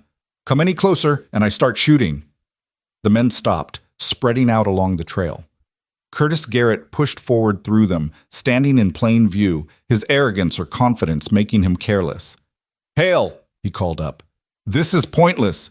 You're trapped up there, and we've got you outnumbered. Give us the woman, and you can walk away from this. I've got no quarrel with you." "The woman's not mine to give," Jonas shouted back. "She's her own person, and she doesn't want to go with you, so I guess we're at an impasse." Curtis laughed, the sound carrying clear in the thin mountain air. "An impasse? That's one word for it. Here's another word. Dead. You're dead, Hale, and so is she. You're just delaying the inevitable. So let me make you one last offer. Send her down now, and I'll let you live. Hell, I'll even pay you for your trouble. Say, $100 for keeping her safe this past week. That's fair, isn't it?" Jonas didn't bother responding. Curtis was stalling, giving his men time to spread out to flank Jonas's position. Jonas caught movement on his left, 2 men trying to circle around through the rocks. He fired twice, fast, not trying for killing shots, but making them dive for cover and stopping their advance. "Guess that's a no," Curtis shouted. "All right then, we do this the hard way. Boys, take them. Take." The shooting started in earnest then, a ragged volley from the men below. Bullets struck the rock Jonas sheltered behind, sending chips of stone flying. He returned fire methodically, making every shot count, forcing the attackers to keep their heads down. From upslope, he heard the crack of the Henry rifle. Evelyn was shooting too, and from the sound of it, hitting what she aimed at. Jonas allowed himself a grim smile. She'd learned well. The firefight settled into a pattern. The attackers advancing when they thought they had covering fire, Jonas and Evelyn driving them back whenever they got too close. Minutes stretched into an hour. Jonas's ammunition dwindled, 4 rounds left in the Colt, 6 in his belt, and the attackers weren't giving up. Worse, they were learning. 3 men had worked their way around to Jonas's right, using a ravine he couldn't see into for cover. By the time Jonas spotted them, they were almost on top of his position. He fired his last 4 rounds in rapid succession, hitting 1 man in the shoulder and driving the other 2 back, then rolled away from his cover position as return fire chewed up the rock where he'd been. His revolver was empty now, no time to reload. Jonas drew his knife and prepared to fight hand to hand if necessary. But before the attackers could close in, the Henry rifle cracked 3 times from Evelyn's position, fast and accurate.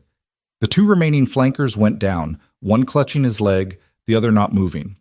Jonas used the respite to reload the Colt with shaking hands, his last 6 cartridges sliding into the cylinder. 6 shots left. Against how many men? He'd counted at least 3 down, wounded or dead, but that left 9 still active. 9 against 2, and Jonas didn't know how much ammunition Evelyn had left. "Jonas!" Her voice carried down from the rocks, tight with fear. "I'm almost out. Maybe 4 rounds left." 4 rounds. 6 in his pistol. 10 total against 9 men. The mathematics of violence had never been Jonas's friend. Curtis Garrett called up again, his voice strained now, angry. "You're done, Hale, you hear me? Done! My men are circling behind you right now. In 5 minutes you'll be surrounded. Last chance, surrender and live." Jonas looked at his position, at the terrain around him, and realized Curtis was right. There was no escape from here. The men were moving into position to surround them, and once that happened, it was over. He'd failed. After everything, the river rescue, the week of protection, the dangerous flight through the mountains, he'd failed to keep Evelyn safe. The rage that thought sparked in him was cold and focused. If he was going to die here, at least he could take Curtis Garrett with him. At least that bastard wouldn't get to claim Evelyn as property, wouldn't get to use and abuse her the way he'd planned. Jonas stood up from cover, fully exposed, and aimed his Colt directly at Curtis Garrett's chest. "You want her?" he shouted. "Come and take her yourself, you coward! Stop hiding behind your men and face me!" For a moment, everything went silent. Curtis stared up at Jonas, clearly not expecting this. Then, slowly, a smile spread across his face. "You know what?" Curtis called back. "I think I will." He started climbing toward Jonas, his own pistol drawn, his men holding their fire. This was going to be a duel then. Old-fashioned, stupid, and probably exactly what Curtis wanted, a chance to kill Jonas personally, to make an example of him. Jonas waited, his Colt steady, watching Curtis climb. 40 yards. 30. 25. Within accurate range now for both of them. They fired simultaneously.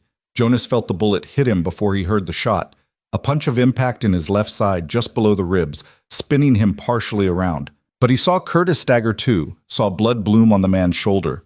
Both hit, neither down. Jonas raised his pistol for a second shot, but his hand was shaking now, weakness spreading through his left side where Curtis's bullet had found him. He fired anyway, missed. Curtis fired back, and this round took Jonas in the chest, high on the right side. And suddenly Jonas was on his knees, not sure how he'd gotten there. He heard Evelyn screaming his name, heard the crack of the Henry rifle as she fired her last rounds, trying to cover him, heard Curtis Garrett's triumphant laugh as he advanced for the killing shot. Jonas tried to raise the Colt one more time, but his arm wouldn't obey. The pistol fell from nerveless fingers. He looked up at Curtis, standing over him now, pistol aimed at Jonas's head. "Should have taken my offer," Curtis said. "Should have walked away." "Go to hell," Jonas managed, blood on his lips.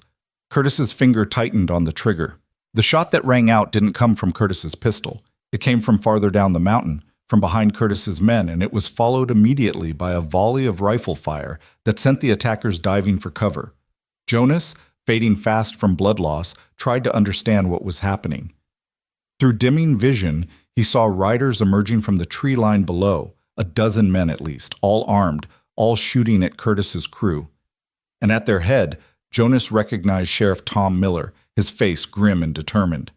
The firefight lasted maybe 2 minutes, Curtis's men realizing they were caught between 2 forces and choosing survival over loyalty. They scattered, running back down the mountain, leaving their wounded behind. Curtis himself fired one desperate shot at Miller, then turned and fled, clutching his wounded shoulder.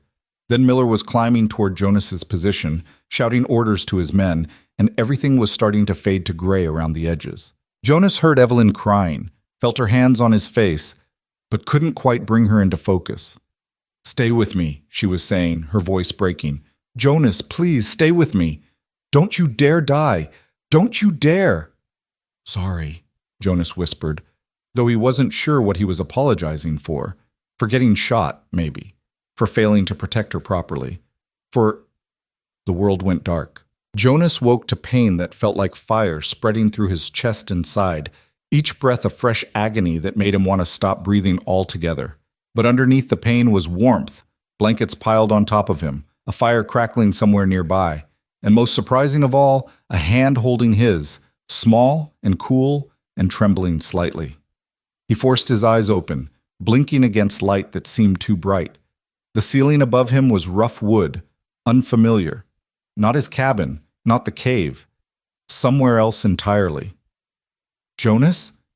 Evelyn's face swam into view above him, pale and exhausted but alive, so blessedly alive.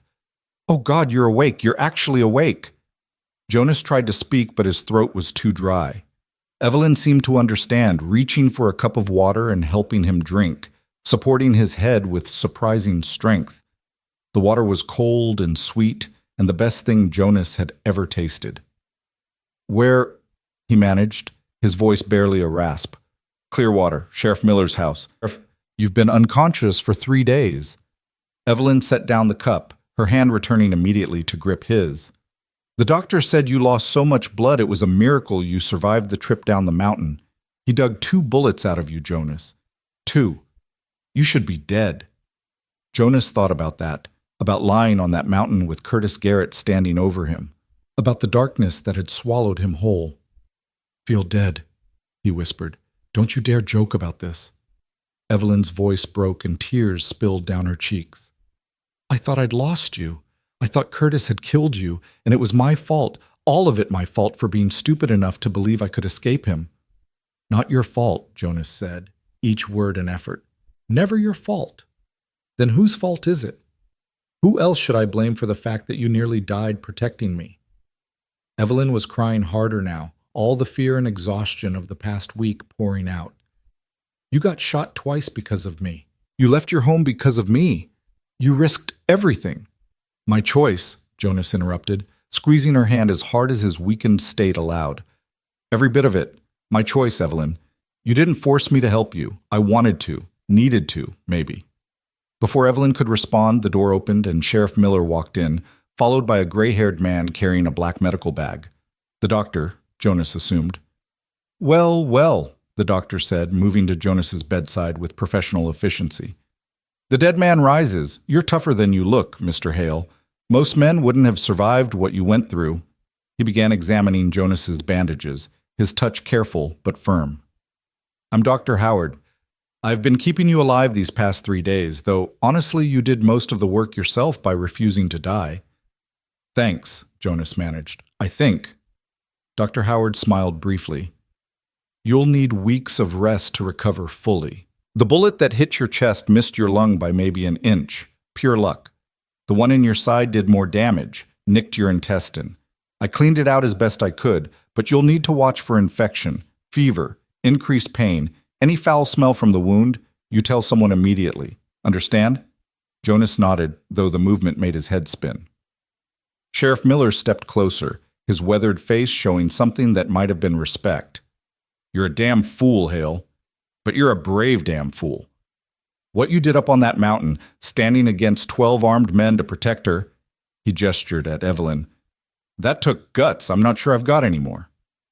You came, Jonas said, focusing on the sheriff. How? Why? Miller pulled up a chair and sat down heavily, suddenly looking every one of his 50-some years. After I left your cabin that morning, I got to thinking. Got to remembering things I'd seen Curtis Garrett do over the years. Ways he'd bent the law to suit himself. People he'd hurt who couldn't fight back. I'd looked the other way mostly. Told myself it wasn't my business as long as he wasn't breaking laws I had to enforce. But what he was trying to do to Mrs. Mercer here, he nodded at Evelyn. That crossed a line even for me. The sheriff paused, seeming to gather his thoughts. So I started asking questions. Talked to some folks in Cheyenne who knew Owens Garrett, knew about his debts. Turns out Curtis had been lying about how much was owed. The real debt was maybe $3,000, not $12. And Owens had already paid back more than half before he died. Curtis was using fake papers and intimidation to make Mrs. Mercer think she owed more than she did. Evelyn drew in a sharp breath. What? It's true, Miller said. I've got sworn statements from two of Curtis's former business partners who were willing to testify. Curtis was planning to trap you in debt you could never pay off, keep you working for him indefinitely.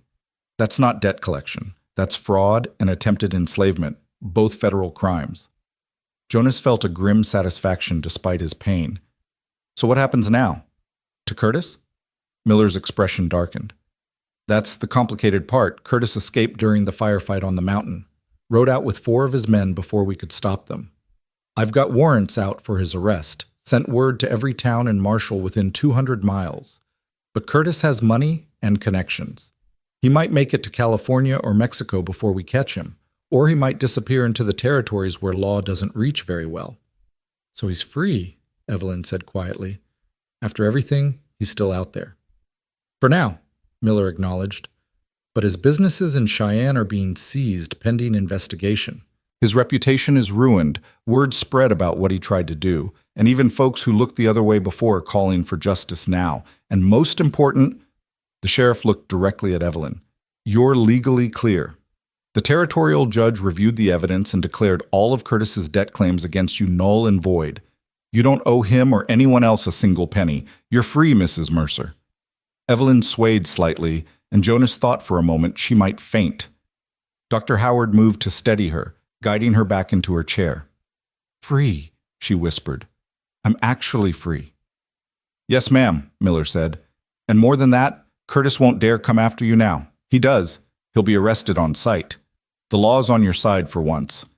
Jonas watched emotions play across Evelyn's face, disbelief giving way to hope mixing with relief, and underneath it all, a joy so profound it made her seem to glow. She turned to Jonas, her eyes bright with tears again, but happy tears this time. Did you hear that? I'm free. We're safe. Curtis can't touch us anymore. Heard it, Jonas said, managing a weak smile despite the pain. Told you we'd figure something out. You got shot twice, Evelyn pointed out. That's not figuring something out. That's nearly dying. But I didn't die. That's what counts. Dr. Howard cleared his throat. Speaking of which, my patient needs rest. Lots of it. You can visit later, Mrs. Mercer, but for now Mr. Hale needs to sleep and heal. Sheriff, if you'll escort the lady out. Evelyn looked like she wanted to protest, but Jonas squeezed her hand. Go, he said softly. Get some rest yourself. You look exhausted. I'm not leaving you, Evelyn said firmly. Not after everything. I'll rest in the chair here, and if Dr. Howard tries to make me leave, I'll... You'll what? Dr. Howard asked, amused. Fight an old man, Mrs. Mercer? I've seen how you've been caring for Mr. Hale these past 3 days. Barely eating, never sleeping, refusing to leave his side. You're no good to him if you collapse from exhaustion. Now go get a proper meal and a proper night's sleep in the room Sheriff Miller has prepared for you. That's a doctor's orders, not a request. Evelyn looked between Jonas and the doctor, clearly torn. Finally, Jonas said, Please, for me. I'll still be here when you wake up. I promise. That seemed to decide her. Evelyn leaned down, pressed a gentle kiss to Jonas's forehead, a gesture so tender it made his chest ache in a way that had nothing to do with bullet wounds, and then let Sheriff Miller guide her out of the room. Once they were alone, Dr. Howard began checking Jonas's bandages again, his movements practiced and efficient. She's been by your side constantly, he said conversationally. Wouldn't eat, wouldn't sleep, just sat there holding your hand and talking to you. Telling you stories, begging you to wake up, promising you all manner of things if you just open your eyes. What kind of things? Jonas asked, curious despite his exhaustion. Oh, the usual desperate promises people make to the unconscious. That she'd never forgive you if you died. That she'd haunt you into the afterlife if you left her alone. That you were the best man she'd ever known, and she'd be damned if she'd let you die before she could tell you that to your face. Dr. Howard smiled slightly. She loves you, Mr. Hale, in case you were wondering. Jonas didn't know what to say to that. The idea seemed impossible. They'd known each other barely 2 weeks, and most of that had been spent in fear and flight. But then he thought about the way Evelyn had looked at him, the way she'd held his hand just now, the kiss on his forehead. Maybe love wasn't about time. Maybe it was about shared survival, about seeing someone at their worst and choosing to stay anyway. I barely know her, Jonas said finally, and yet you nearly died for her. Interesting that. Dr. Howard finished with the bandages and stepped back. My advice, Mr. Hale, for what it's worth from an old man who's seen a lot of life. Don't waste time questioning why you feel what you feel. War taught you to live in the moment, didn't it? To value the people who matter while you still have them? Well, that woman matters. Anyone with eyes can see it. So when you're healed up and strong again, you tell her so. Life's too short for regrets. The doctor left after that, and Jonas was alone with his thoughts and his pain. He drifted in and out of consciousness, dreams mixing with memories. Rebecca's face overlapping with Evelyn's, the roar of the Wind River becoming the sound of artillery at Gettysburg, Curtis Garrett's pistol firing again and again in an endless loop. When he woke next, it was night, and someone was sitting in the chair beside his bed. Not Evelyn this time, but Sheriff Miller, reading a newspaper by lamplight. "Sheriff," Jonas said, his voice stronger now, "thought you'd gone home." Miller set down the paper. "Did go home, came back. Wanted to talk to you without Mrs. Mercer present. She's asleep finally, over at the boarding house. Took Mrs. Miller bringing her soup and practically forcing it down her throat, but she finally ate and went to bed." "What did you want to talk about?" Miller leaned forward, his expression serious. "Curtis Garrett.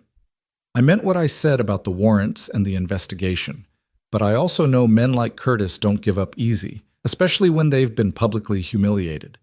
Even if we catch him and put him in prison, he's got friends and family who might come looking for revenge.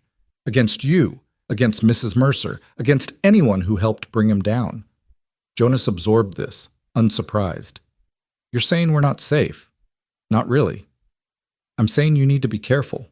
Maybe consider moving, starting fresh somewhere. Curtis's influence doesn't reach. California, maybe, or Oregon. Somewhere far enough away that his reach can't find you." Miller paused. "I can help with that if you want. I've got connections, friends, in other territories who could help you and Mrs. Mercer start over." "Why are you helping us?" Jonas asked. "You didn't have to come up that mountain, didn't have to risk your life and your men's lives for strangers." Miller was quiet for a long moment. "I had a daughter once," he said finally, "about Mrs. Mercer's age. She married a man who seemed good on the surface but turned mean behind closed doors. Beat her, controlled her, made her life hell. She came to me for help, and I—" He stopped, pain crossing his face. "I told her marriage was sacred, told her to go home and try harder to be a good wife. 3 months later, her husband killed her in a drunken rage." Jonas felt his throat tighten. "Sheriff, I'm sorry, Ma." "Don't be sorry. Be better than I was." Miller met Jonas's eyes directly. "I looked away when my own daughter needed help. I've been looking away from Curtis Garrett's crimes for years because it was easier than facing him. But when I saw Mrs. Mercer, saw how terrified she was, saw how Curtis was trying to trap her the same way my daughter was trapped," he shook his head. "I couldn't look away anymore. Couldn't let another young woman suffer because I was too much of a coward to act. So I gathered men I trusted, and we came after you, and we got there just in time, thank God." "You saved our lives," Jonas said simply. "Whatever your reasons, Sheriff, you saved us. That's what matters."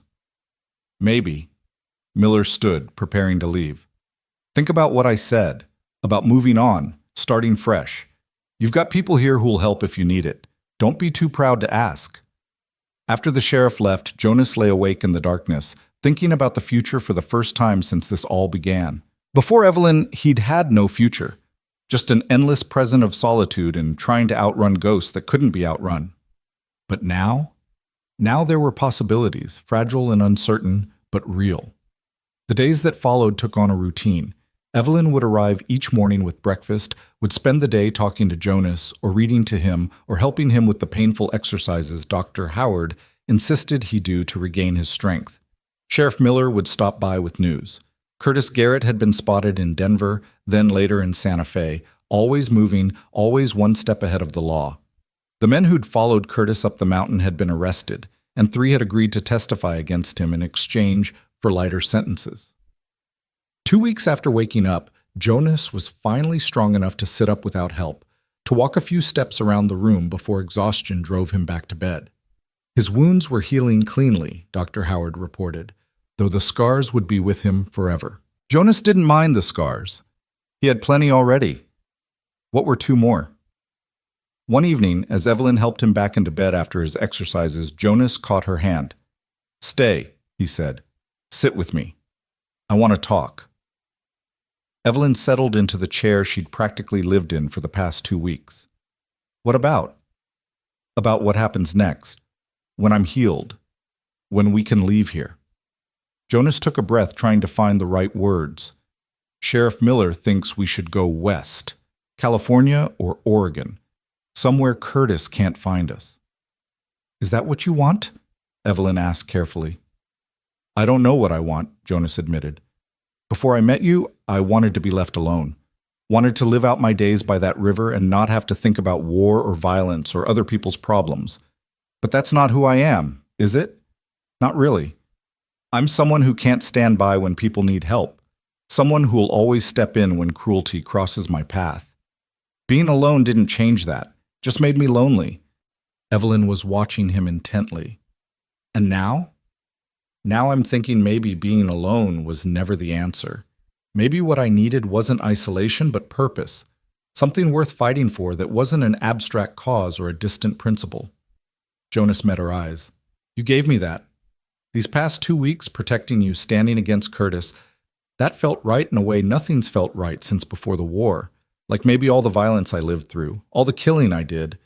Maybe it wasn't for nothing if it taught me how to protect someone who needed it." "Jonas," Evelyn's voice was thick with emotion. "Let me finish," he said gently. "I'm not good with words, never have been. But I need to say this while I've got the courage. Dr. Howard told me you sat by my bed for 3 days while I was unconscious. Told me you talked to me, begged me to wake up, promised me things." Evelyn flushed. "He shouldn't have told you that." "I'm glad he did. Because I want you to know, whatever you promised me, whatever you said you'd do if I woke up, I'm holding you to it." Jonas squeezed her hand. "I nearly died on that mountain, Evelyn. Would have died if Sheriff Miller hadn't shown up when he did. And you know what I thought about in that moment when Curtis had his gun pointed at my head? I thought about you.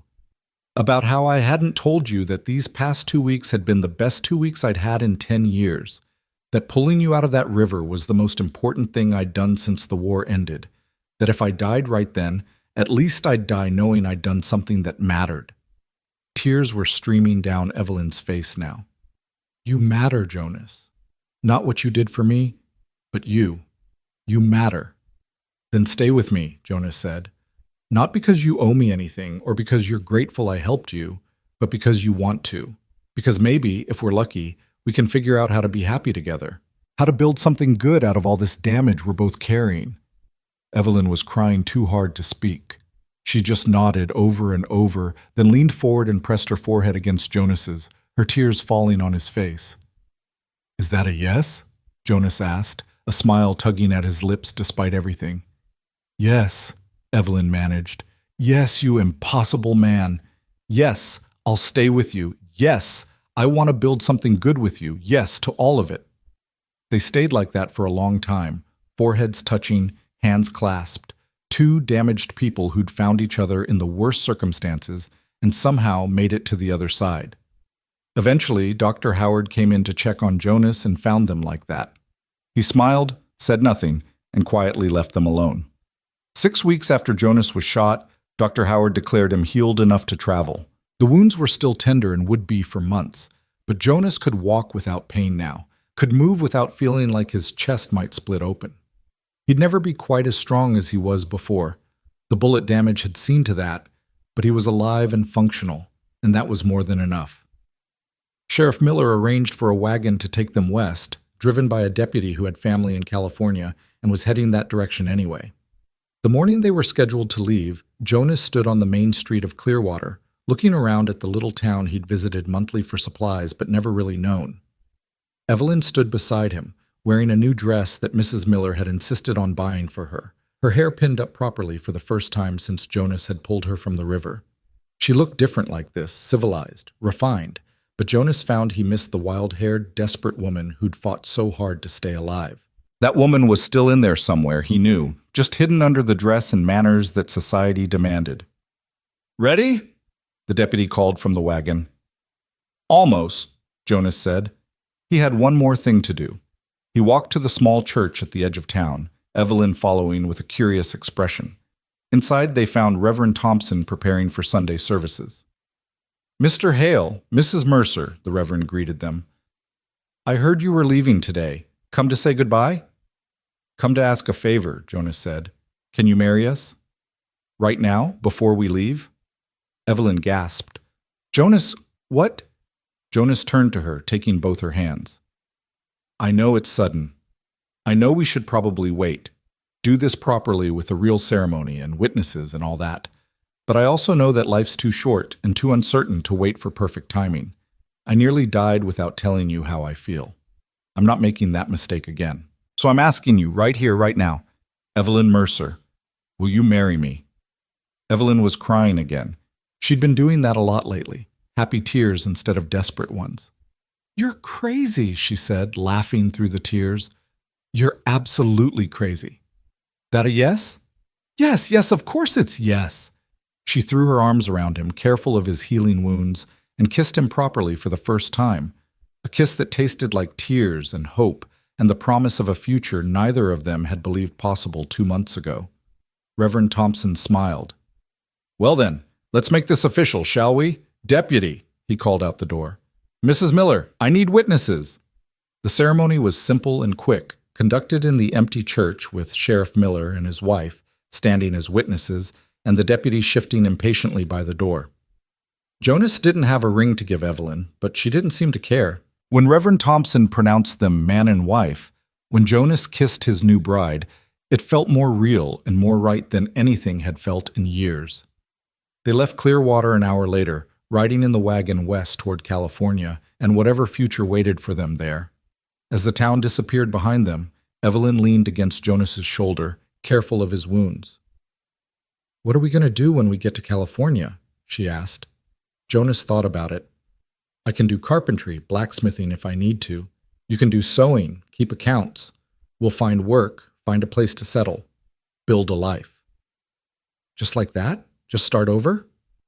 "Just like that," Jonas confirmed. "We've both done harder things. This time, at least, we're doing it together." Evelyn was quiet for a moment. Then, "Do you ever think about going back? To your cabin by the river? To that life you had before me?" Jonas considered the question honestly. Sometimes. It was peaceful there, quiet, but it was also lonely, and I'm tired of being lonely. He looked down at her. "You asked me once why I was helping you, remember? Back in the cabin, that first night. I remember. You told me about your sister. That was part of it. But there was more I didn't say. Couldn't say, because I didn't understand it myself yet."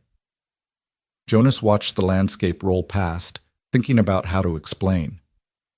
"When I came back from the war, I was convinced I'd used up all my goodness, that the violence I'd done, the men I'd killed, had turned me into something broken and wrong. So I hid from the world, tried to live so small and quiet that maybe I wouldn't cause any more damage." "But you weren't broken," Evelyn said softly. "No, I was just wounded. And wounds can heal, given time and care and a reason to heal." Jonas squeezed her hand. "You gave me that reason, showed me that I could still do good things, could still stand between harm and the innocent, could still be the man I used to be before the war tried to destroy him. That's not a debt you owe me, Evelyn. That's a gift you gave me without even knowing it." "Then we saved each other," Evelyn said. "You pulled me out of the river, and I pulled you out of your isolation. That seems fair." Jonas smiled. "That seems more than fair. That seems like the beginning of something good." They traveled for 6 weeks, following the wagon trails west through Wyoming and into Utah territory, then over the Sierras into California. The journey was hard, long days of travel, cold nights camping under stars, the constant low-level worry that Curtis Garrett might somehow catch up to them. But it was also beautiful in ways Jonas had forgotten life could be. Watching Evelyn discover landscapes she'd never seen, Hearing her laugh at something ridiculous, the deputy said, falling asleep each night with her in his arms and waking each morning to find her still there. By the time they reached Sacramento in late July, Jonas's wounds had healed completely, and Evelyn had started showing the first signs of pregnancy, morning sickness that left her miserable but somehow still smiling, one hand pressed protectively over her still flat stomach. "We're having a baby," she told Jonas when she first suspected, her voice full of wonder. "After everything, after all the horror and fear and running, we're bringing new life into the world." Jonas had held her close, feeling something shift in his chest that had nothing to do with bullet wounds. A child. He was going to be a father. The responsibility terrified him, but underneath the terror was joy, pure and unexpected and absolutely certain. They settled in a small town called Coloma, in the Sierra foothills, where gold had been discovered 20 years earlier and the boom had gone bust, leaving behind a quiet community of people who'd stayed because they liked the mountains and the river and the sense of starting fresh. Jonas found work as a carpenter, helping rebuild the church that had burned down the previous winter. Evelyn took in sewing and mending, her skill with a needle earning her quick respect among the women of the town. They rented a small house near the American River, not as wild as the Wind River, but beautiful in its own way, and slowly, carefully, began building the life they'd promised each other. News of Curtis Garrett reached them occasionally, carried by travelers from the east. He'd been arrested in Santa Fe but escaped before trial. He'd been spotted in Denver, then later in San Francisco. Sheriff Miller wrote twice, letting them know that the investigation had concluded and the territorial judge had formally cleared Evelyn of all debt and suspicion. Curtis Garrett was wanted in 3 territories now for fraud, attempted murder, and half a dozen other charges. If he ever showed his face in Wyoming again, he'd be arrested on sight. But he never came looking for them. Whether he'd given up, whether he'd died somewhere in his running, or whether he'd simply decided 2 people in California weren't worth the trouble, Jonas never knew. He was just grateful that the threat finally faded into memory, became one more ghost among many. In November, as the first winter snows began to dust the higher peaks, Evelyn gave birth to a daughter.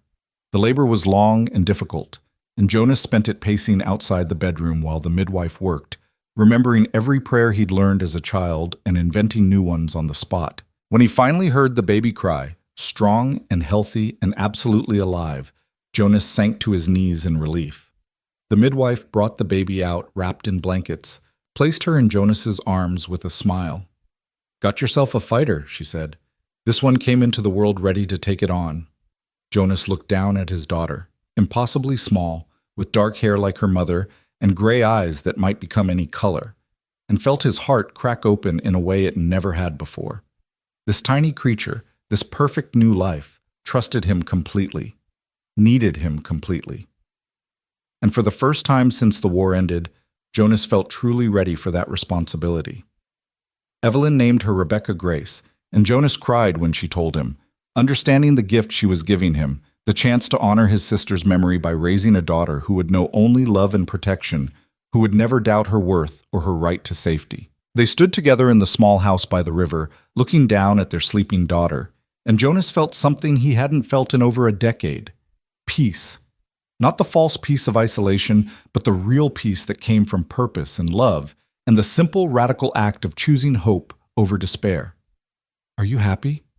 Evelyn asked quietly, leaning into his side. Jonas thought about everything that had led to this moment, the war and its violence, Rebecca's death, the long years of isolation, the day he'd heard a scream and dove into the river without thinking, the week of fear and flight, the bullets and blood and near death on a Wyoming mountainside. All of it had been necessary, he realized, to bring him here. All of it had shaped him into someone who could appreciate what he had now. "Yes," he said simply. "I'm happy." "Good," Evelyn said, smiling up at him. "Because I have another question for you. The question I asked that first night in your cabin, remember? Only this time, I'm asking it different." Jonas remembered. "Will you stay if I undress?" She'd asked it out of desperation then, offering the only currency she'd thought she had, expecting nothing but exploitation in return. "I remember," he said. "What's the question now?" Evelyn's smile widened, her eyes bright with the same joy Jonas felt. "Will you stay? Not if I undress, not if I pay you, not if I give you anything except myself. Just, will you stay? Now that we're safe, now that Curtis is gone, now that you've done what you set out to do by protecting me, will you stay just because you want to?" Jonas looked at his wife, at the woman who'd nearly drowned and who he'd pulled from the river, at the woman who'd learned to shoot, who'd fled into the mountains, who'd sat by his bedside for 3 days begging him not to die, at the mother of his child, the person who'd given him back his purpose and his peace, at the woman who'd somehow, impossibly, taught him to believe in happiness again. "Yes," he said, pulling her close, careful of the sleeping baby between them. "I'll stay. Not just today or tomorrow, but forever. You're stuck with me now, Evelyn Hale. For better or worse, in California or wherever else life takes us. I'm staying." "Good," Evelyn whispered, standing on her toes to kiss him. "Because I wasn't going to let you leave anyway." Outside, the American river sang its way through the foothills, washing the world clean the way rivers always did, carrying away the old and making room for the new. Inside the small house, a family settled in for the night. A war veteran who'd learned that survival wasn't the same as living, a widow who'd fought for her freedom and won, and a baby girl who represented everything they'd both thought they'd lost forever: hope, future, and the simple revolutionary possibility that tomorrow might be better than today. The ghosts were still there, Rebecca and Owings and all the dead from the war, but they'd become quieter over time, fading into memory rather than haunting the present.